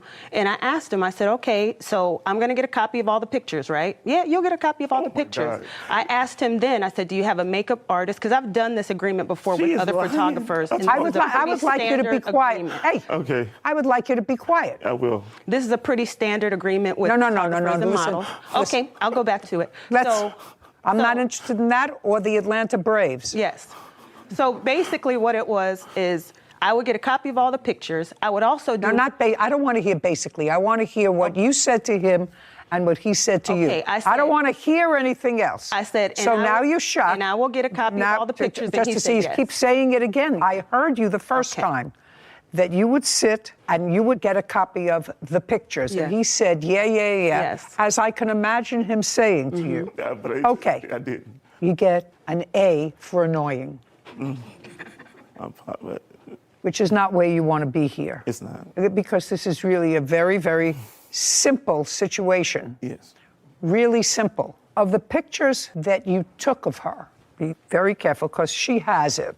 Of the pictures, the 29 pictures that you sent to her, did those 29 pictures contain all of the pictures that you ever put up on your website?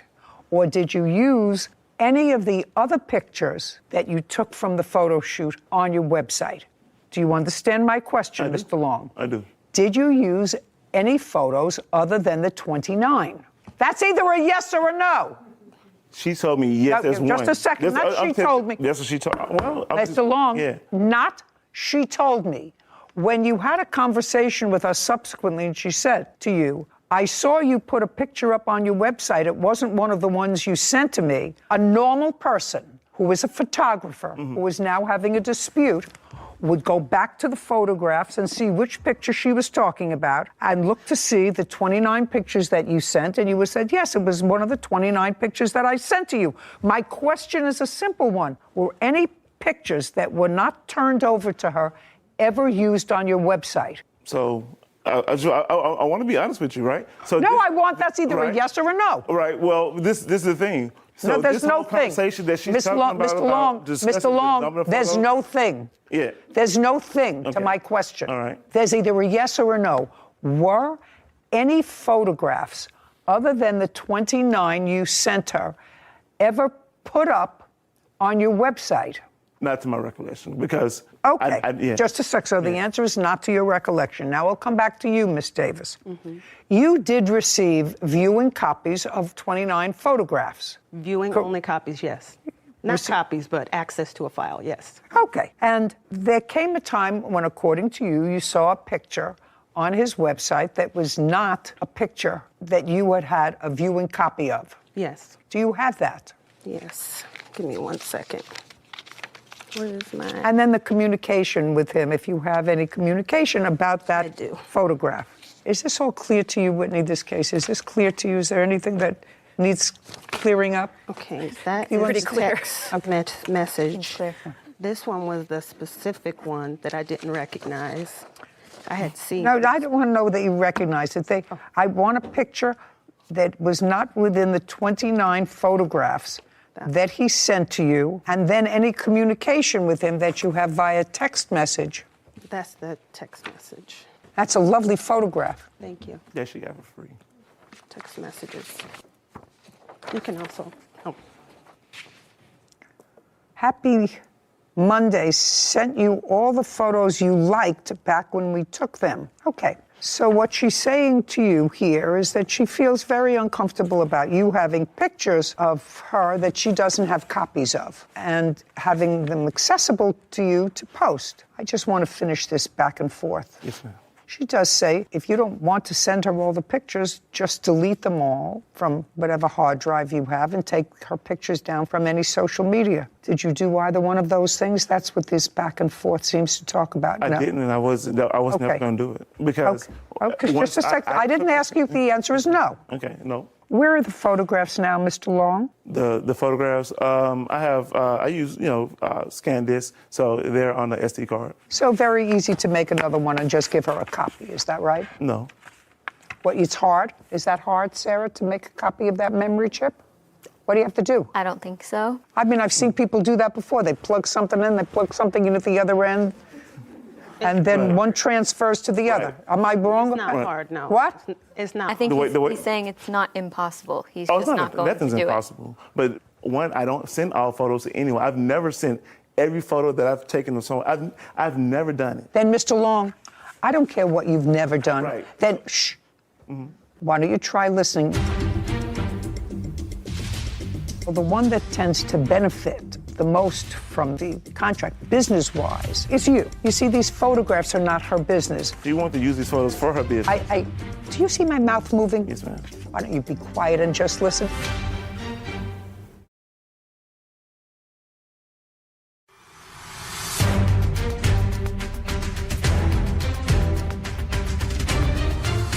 Princess Davis has accused photographer Tavares Long of withholding photos from their photo shoots.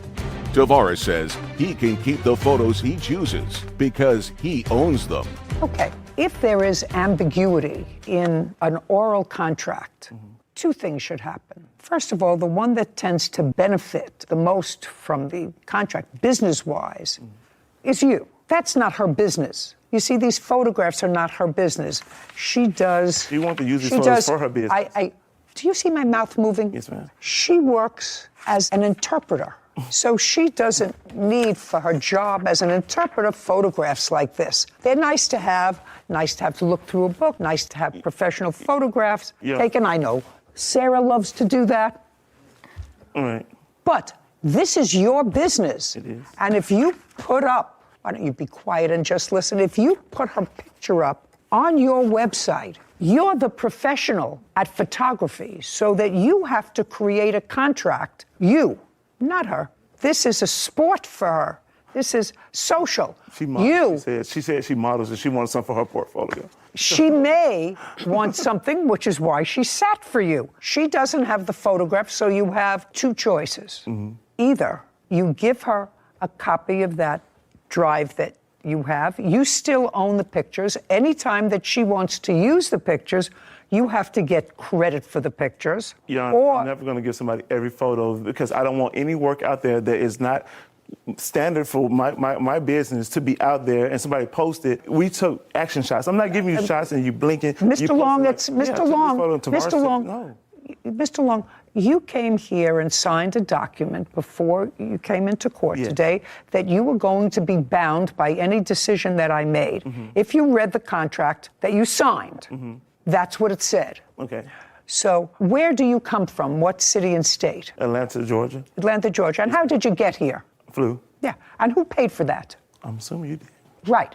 And when you got here, you stayed in a hotel. And I assume you want to go home to Atlanta. I do. Eventually. How long? You gonna... No, I assume. And when you came here, sir, you also got a fee, an appearance fee. Is that correct? Correct. And how much did you get as an appearance fee for trying your case before me? I can disclose that. What, disclose it? I'm asking you a question. You're under oath. I thought you wasn't supposed to. No, listen to me. Don't look at her. Okay. Listen to me. All right. How much of an appearance fee are you being paid to have your case tried before me? $300. $300. And you'd like that $300? I mean, yeah. What? Yes, I would. Man. So this is what I'm telling you. I'm holding your $300 until she gets a copy of the hard drive with the photographs on it. Okay. So if you don't give it to her, it's going to cost you at least $300. You're just lucky I'm not taking your airline ticket as well. Yes, sir.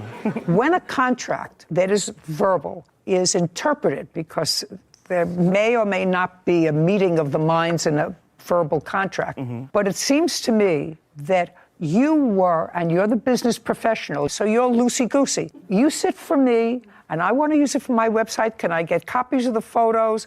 Yes, I can get copies. Yeah, you can get copies of the photo. Then you sent her copies of the photos, and then you took down the site. It's not my fault that you didn't do anything. So this is my judgment.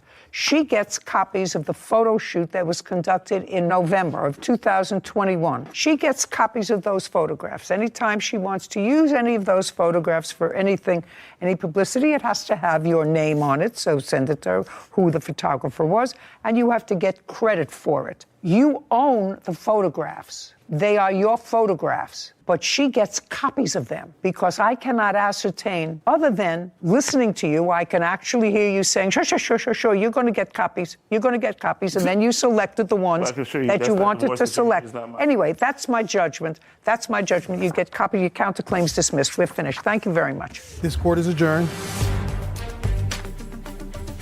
I don't agree with it. I'm glad that it's over. No photographer is ever going to send somebody 100% of any photo that they took. He owed me those photos. That was our agreement. I don't want work out there that doesn't represent me. I don't understand why anyone would want to hold photos from somebody that was doing them a favor. It just changed who I do business with. I mean, it's just like the judge said, why would I put a bad photo of myself in public? What they may believe is good may not be what I believe is good. It makes no sense. He's just a total liar. I thought I was doing something for a friend and for free. We weren't really friends. We were like social. Like, he's inflating that. Now that don't matter if it's free or not, I do put it in writing. Just go to a different photographer. Don't even waste your time.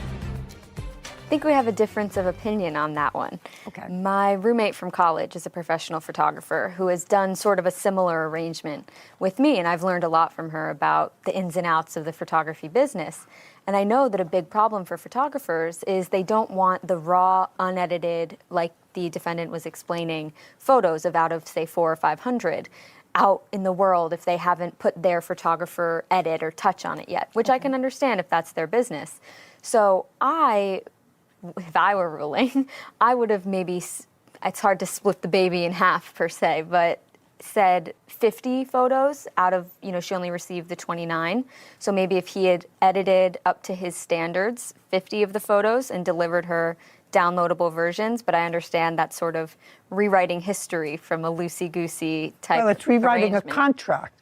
It is, and I actually see your point, but that would have required a lot of work for him. Yeah, but he is the businessman. He should have had the contract to begin with. Well, and if that's you're true. going to be making statements to someone that you're going to give them all the photos, even though that's against what I know to be standard practice, then you're sort of out of luck. Then you're going to have unedited photos with your name attached to them. And as a photographer, you should really have more contracts in place for situations like this. With a clear understanding by both parties. Yeah, that's his business, and he really wanted to use them for business. Mm-hmm. So he should have had a more stable written contract that I could interpret. Other than that, I was really comfortable with an all or nothing. Yeah. Either if you're going to use them and you've already used them on the website, a reasonable view of both their testimonies was he said, oh yeah, you'll get copies, and then later gave her just a select few. But I actually understand now the standard in practice, and I could have offered that as an alternative. Okay, you should. Sandra Duenas. He's suing exotic pet store owner Brian Chow for money from a snake breeding business. Court come to order. All rise. Have a seat, everyone. So, Judge, case number 212, Duenas versus Cho. Thank you. You're welcome. Ms. Duenas, it looks to me from your papers that you decided to go into a business with someone. Yes. With whom? With the defendant, Brian Chow. And you know him how? He's a family friend. And you know what his business is? Yes. What is his business? He currently sells reticulated pythons, snakes, exotic animals, monitors, lizards. And you like those things? My ex-boyfriend did. Did you? I was more for the investment part. Okay. I was the investor at the time. At the time you reached out to this family friend who was in the exotic snake business, your idea was to create a business. No, Your Honor. It was actually the defendant's idea. I don't care whose idea it was. Your idea was to create a business with your ex-boyfriend. I agreed to the business, but it wasn't our idea. Whether you agreed to the business or not, you invested money in the business. Yes. Which means that unless there's something wrong with you, and I see that there is not, you wanted to go into business with the defendant. Yes. So let's be easy. Okay. And at the time that you wanted to go into business with the defendant, I'll get to what the nature of that business was in a second. I know it had something to do with that wonderful looking snake. You had a boyfriend. Yes. And the boyfriend liked snakes. Yes. And you went along with the ride. Yes. What month and year were you still with the boyfriend when you decided to go into the business, which you will explain to me? Back in November of 2019. So right before COVID. Yes. What was your boyfriend doing at the time? He was working at an airport. And he and Mr. Cho were friends? Yes. How long had you known him? 2-3 weeks, Your Honor. Where did you meet him? He came into my store and acquired I didn't ask anything. That's how you met him? Yes. I'm going to get through this case and get this lovely thing out of the courtroom as quickly as I possibly can. Well, some people find them exotic and gorgeous. I find them a little bit squirmy. So in November 2019, boyfriend and you decided to go into the business. Explain the business that you invested in. I invested on 5 reticulated pythons, 1 male and 4 females.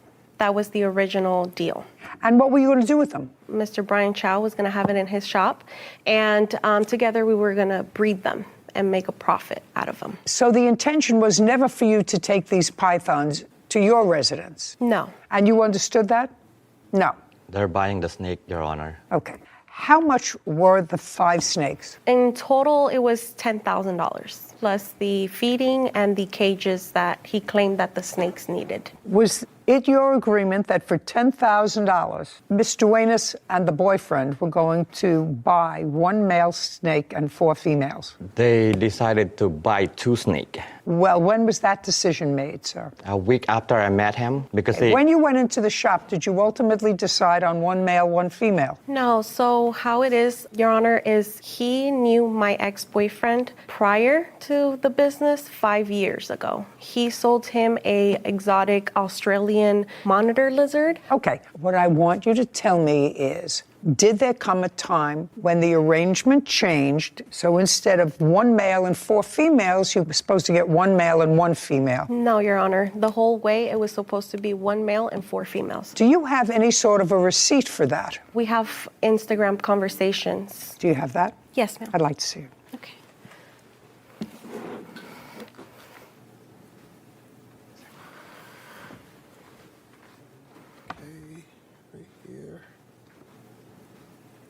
One male, 4 females. The guy's asking $15,000 for all, and then he says, I'll drop it to 12. Then somebody, I don't have 12 now. I just spent a lot on my monitor. Let's go the rest. Okay, so you say, I don't have that money now. He says, I'm getting 16 lace monitors. You remember that discussion? And then that's a big investment for me right now. I'm saving up to get a house, but I'm down to breed my monitor with any of your monitors. Keep going. So far, I don't have a contract. And then somebody says, no, you pay half and I pay half. Who wrote that? He did. No, you pay half and I pay half. Then you say 6,000. I'm short 6,000. I want to get them, but I'm low on cash till next month. And that's from you. That's from the reptile. I had to see it, Your Honor. Okay. If I invest half with you, what will be my return and in how long? Think about it. That's will be the baby's mix price. JTK Reptiles, that's you. Somebody's on their way. That's you and your boyfriend? Yes. We were on our way to give him the money. And how much money were you going to give him? We gave him the first time $6,000 and then $4,000, a total of $10,000. You received that? Yes, Your Honor. And what did you purchase with the $10,000? If you look at the message from there, what she showed you is they pay half of the 5 snake. It means they get 2 of the snake, and I get 2 of the snake. They've been lying to you guys since day one. They want to purchase 2 snake. Then I told them, like, if you look at the message, I can use my male to breed it to your female. It's an investment for you guys, not for us. It's no us. It's not with them at all. Mr. Cho, were they supposed to take possession of the snakes? They're supposed to pick up the snake. That's why they come to the store with it. Which snakes were they supposed to take possession of? One right here and one out there. Is that a male or a female? This is the female. Has she had babies yet? No, I don't breed her because she don't belong to me. And how old is she? Right now, she should be about 6 years old, going 7. How long do they live? Over 30 to 40 years, depends on how you take care of them, like I take care of them. And there's another one outside the courtroom that's the same as this one. Also a female? Yes. And you gave them the $10,000. He acknowledges the $10,000. So we have a verbal contract that you were going to pay for some snakes. He was going to order the snakes for you, which he did. And that was accomplished, and the payment for the snakes was done on what date, the first payment? Approximately in November of 2019. And when was the next $4,000 payment? The same month, I would say like a week. Good. And when did you order the snakes, Mr. Chow? Right after I get yeah, because I cannot just acquire the animal without the payment. Okay, so now you've got the payment and you order the animals. Yes. On what date do they arrive? 2 days after, they're FedEx delivered to my shop. And when did you notify the plaintiff that they were there? The day that they came, I tell them the snake is So it was also in November, sometime in November. And when did they arrive? The snake arrived? No. The plaintiff and the boyfriend. They arrived a week after I notify the boyfriend. Okay. Now, Ms. Duenas, a week later you went to the shop. And what happened when you went to the shop? Now he's got $10,000 and he's got 2 snakes. I just want to clarify, Your Honor, that we even gave him money for the tanks because here in the conversations it says that he can't continue having them in tubs. So he needs us to give him money to invest to buy the tanks to house the snakes. So our original plan was for him to keep the snakes because he has the shop. We, at the time, lived in an apartment. He was well aware of this, that we couldn't have big snakes in our apartment. He says no, you say yes. I'm not sure how I can resolve that. I'm trying to simplify this contract. And you said you recorded all this? Yes. I'd like to see it. Watch out. Back away. I told you, don't play with my money. What are you doing? What do you mean? He owes me money. I don't care. Get out, get out, get out, get out, get out.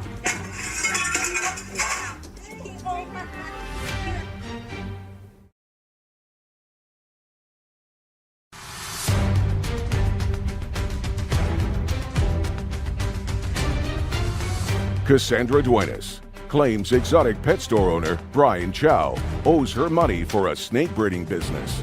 Brian says Cassandra changed her mind about the business after he purchased the snakes. Okay. Part of the contract was fulfilled because you paid him. Then he ordered the snakes. Second part was fulfilled. I want you to tell me what happened when you went to see the snakes. You say to see them. He says to pick them up. A week later. So when we went to the shop, Who what went? led us to Who went? My ex-boyfriend and I. What led us to there is because after he obtained the snakes, he was not reaching out back to us. He was Just a week later. Yes. You went to the shop. He notified you that the snakes were there. There's no question about that. Now, you went to the shop for what purpose? Because he switched it and then he said it was 2 snakes when originally the plan was 1 male and 4 females. That 1 male was going to breed with the 4. So right out the back, he lied to us what our agreement was here, that he clearly texted us and said 4 males and 1 female. So it was 5 snakes. So we went to the shop. But there was a problem there with pricing. In the Instagram messages, a suggestion, because some of the texts were unavailable. He said originally they were $15,000. And then there was some discussion of $12,000. And then there was some discussion of $6,000. He says he'll pay half and you pay half. And there, I can imagine that there was some sort of an agreement for you to keep the snakes if you were going to pay half. You were always supposed to give them the snakes. Why would you pay half? Then they get the 2 of the snake, and I get the 2 of the other snake. It's 5 of them. And the one that we're gonna pretty much, they can have it if they want it, or I can use it when I need it. You mean the male? Yes. So that was the business. Anyway, you went there, and what happened? So I went in recording. My ex-boyfriend told me, hey, record. Don't tell me what your ex-boyfriend told you. Okay. Just tell me you went in and what happened. We went in there and we asked him, hey, we agreed on 5 snakes. Now you switched up and you said now it's 2 snakes. First you told us it was $15,000, then $12,000. You were playing games with us the whole time. And at this point, after a week later that he said that he got the snakes, then he told us it was 2 snakes. At that point, we were upset because we had planned and we had counted with 5 snakes. That's why we gave him that ridiculous amount of money. And basically, we didn't want nothing else to do with him. We wanted our money back. And that's what we went for, our money back. Just a second. Yes. So you walked in wanting your money back? Yes. Do you have any text messages, Instagram messages, suggesting that before you got there, you had said to him, we changed our mind, we don't want to be in business with you, we want our money back? No. Nothing? No. He wasn't reaching out, sorry, Your Honor, he wasn't reaching out to us. He was sending him video calls, he was calling him through text message, my ex-boyfriend. I don't care. You paid the money, he got snakes. The question is, you think there's supposed to be more than 2? He says 2. More money. So the ultimate agreement was for 2. So what happened when you went there? You're there with your boyfriend. Yes. And you say, I want my money back. And he says? He says, I don't have the money here. I have 2 snakes here. Are you telling me that he didn't call you and say your snakes are in? Is that what you're suggesting? Do you have an invoice for these snakes, Mr. Chow? Yes, Your Honor. I'd like to see the invoice for the snakes. By the way, your boyfriend has other of these exotic Wire creatures. Is that right? To the people that I get them. What kind of exotic creatures does he have? One that he sold him, an Australian water monitor from the Philippines. And? He has 2 rhino iguanas, a pair. He has a, I don't know the name, but it changes colors. Mr. Chow? Yes. This is a wire transfer May 24th, 2018. And the date of this wire transfer is August of 2018. And those are for the lace monitor that Are these lace monitors? Yes. Sorry, Your Honor, these are not lace monitors. These are reticulated pythons. These are not monitors. Monitors are lizards. These are snakes. Lace monitor bell face. Yes, Your Honor. Well, that's not that. No, Your Honor. Well, these are useless. Yes, but that's connected to the rest of what they did. What does it have to do with these two snakes? What I want to see is when you purchased these two snakes. Yeah, I don't have it, Your Honor. Well, get it. What do you mean you don't have it? I left it at home.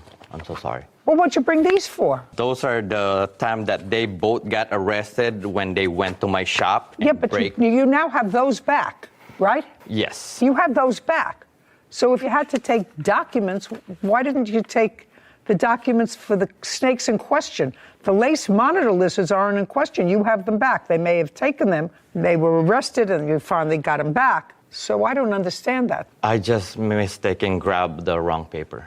Well, Mr. Chow, do you deal with these people regularly, that you buy snakes from them regularly? Not really. Depends on the size of the animal and depends what kind of animal. Well, you have the date of purchase someplace, Mr. Chow, and I don't want you to waste my time. Yeah, I'm so sorry. That's why I just said I don't have it, Your Honor. Did they purchase that kind of snake? Yes, Your Honor. Is that correct? It was 5 snakes, Your Honor. Don't give me 5. That type of snake. Oh, yes, the reticulated python, yes. And the one that's outside is the same, correct? Yes. And you did not purchase baby snakes. No. You wanted full-grown snakes because they were a business. You wanted them able to be breeding.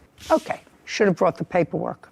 And you went in there that day in November because you had changed your mind. Yes, and on top, yes. Because you had changed your mind. Yes. That's the answer. You had changed your mind. You can give me a whole bunch of excuses, and you told him you changed your mind, you want your money back. And he said no, because I ordered the snakes, and I got them in, and they're yours. Contract is completed. I'm merely holding your property. And then there was a kerfuffle. And tell me about the kerfuffle. The issue was that it was going back to what I was saying is then we asked him as well, can we have like receipt? How much did you really pay for them?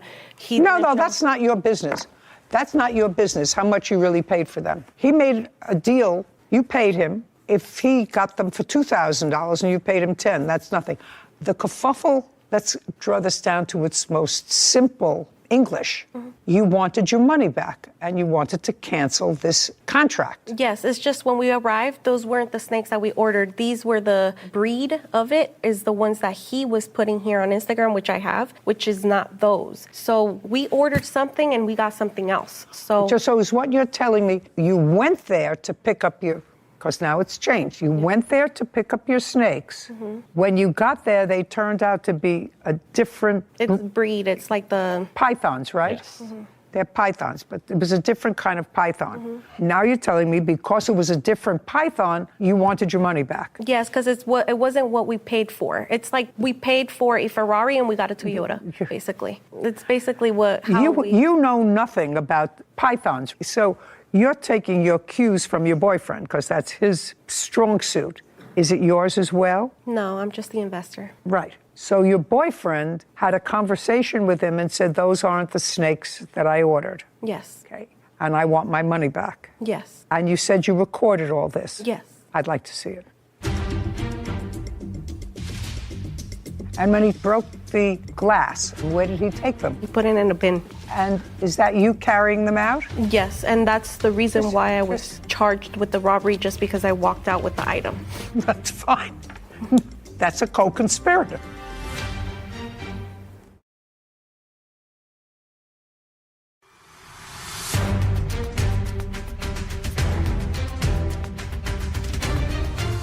Cassandra Duenas is accusing exotic pet store owner Brian Chow of wrongfully keeping money for a snake breeding business. Brian says he fulfilled their agreement and claims Cassandra stole property from his store. And you said you recorded all this? Yes. I'd like to see it. Okay. You just press play. Which one? Oh, right here. And then you press that. This one? Yes. Okay. Ready? Mm-hmm. You guys just want to do the money back. Yeah.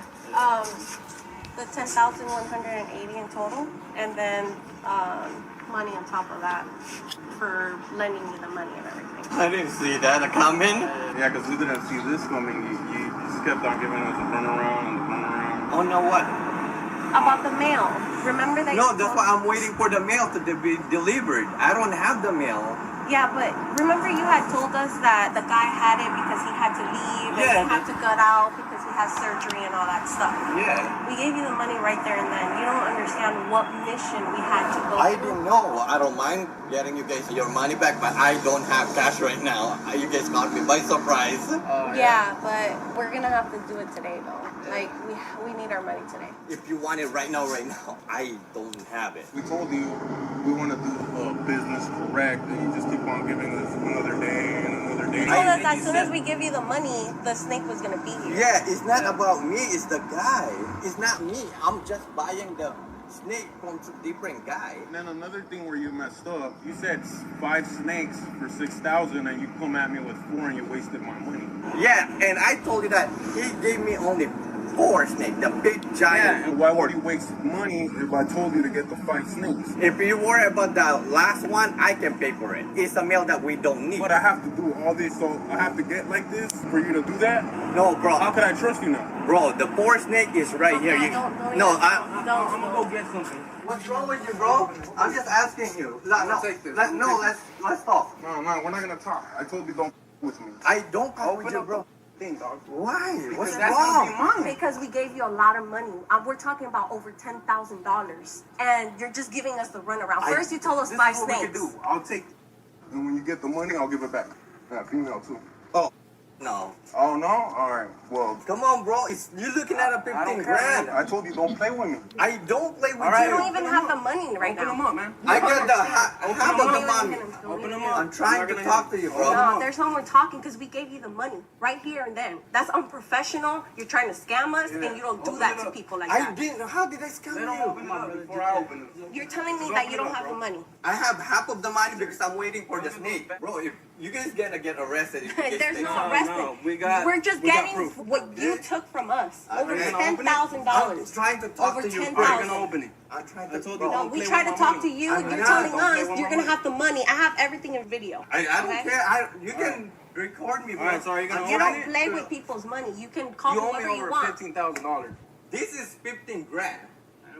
We don't care. Can you call a cop, please? No. All right, watch out. Come back away. I told you, don't play with my money. What are you doing? What do you mean? He owes me money. I don't care. Get out. Get out. Get out. Get out. Get out. Get out. Get out. Get out. Let them alone. He owes us money. He owes us money. He owes us money. They're gonna deal with it. We don't believe. Now I'll play that video, please.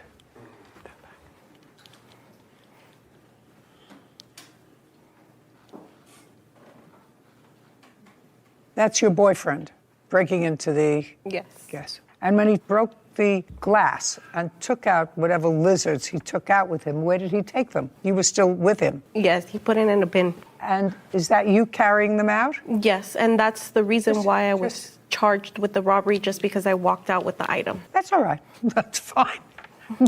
That's a co-conspirator. Ultimately, the lizards that you took were returned to you. Yes, Your Honor. And it seems, Mr. Chow, at the beginning of this case, I must acknowledge to you that I was sympathetic to your position, that they had ordered snakes. You ordered them. You got them. Yes, Your Honor. And then the contract is completed. Uncross your arms. No, I'm so sorry. But it's clear from the tape that the plaintiff played for me that you acknowledged that you did not fulfill your end of the contract, that you were blaming your inability to fulfill your end of the contract on some third party. Is that what I heard in the tape? I mean, my hearing's not really acute, but that's what you said. I have no control. I can give you back half your money, but I can't give you back all your money. So the contract was not complete. It was complete because they supposed to get only 2 snakes. I didn't see anywhere where it says just 2 snakes. There was a whole bunch of conversation there about the male snake, and you were supposed to deliver to them the male snake. And you said, I don't have that money now, but I can get that money for you. I can give you the first money. I don't have the second money. It was clear that the contract was not complete unless you have something to show me that it was. But what I heard, it was not. That doesn't mean that Ms. Duenas has the right to break your property and to steal property that belongs to you. What they do is they come into a court and say, you have my money. The contract was not fulfilled. I want my money back. That's what you do. Are you in the business of breeding snakes for your store? Yes, Your Honor. And if we were to go on the internet now, Yes, Your Honor. how much would one of those snakes, which is 6 or 7 years old, according to you, sell for? Right now, this size, you're looking at it about 6,000 to 7,000 each one. But if you troll the internet of people who actually like those creatures in their house, for whatever reason, if you put up that snake on the internet for sale, how fast would it take you to sell it? I'd say like about a month and a half. They're rare. Yes. Is that right? That's what you're saying. It's rare and is just not a lot of people will acquire that much money. Even though they can sell the babies. And how many babies do they have? In a year, they can do from 30 to 50. And each one of the 30 to 50, you can sell for $3,500. Yes. I suggest you do that. She gets her $10,000 back. Judgment for the plaintiff in the amount of $10,000. We're finished. Thank you very much. This court is adjourned. I'm very happy, and I'm happy that she was able to see herself that the defendant got caught in multiple lies. They're just a customer. He wasn't truthful since the beginning. Ever since we invested. They bought a snake. I would want to give their snake, but they don't want to take it. And it's very sad how nowadays you can't trust in anybody.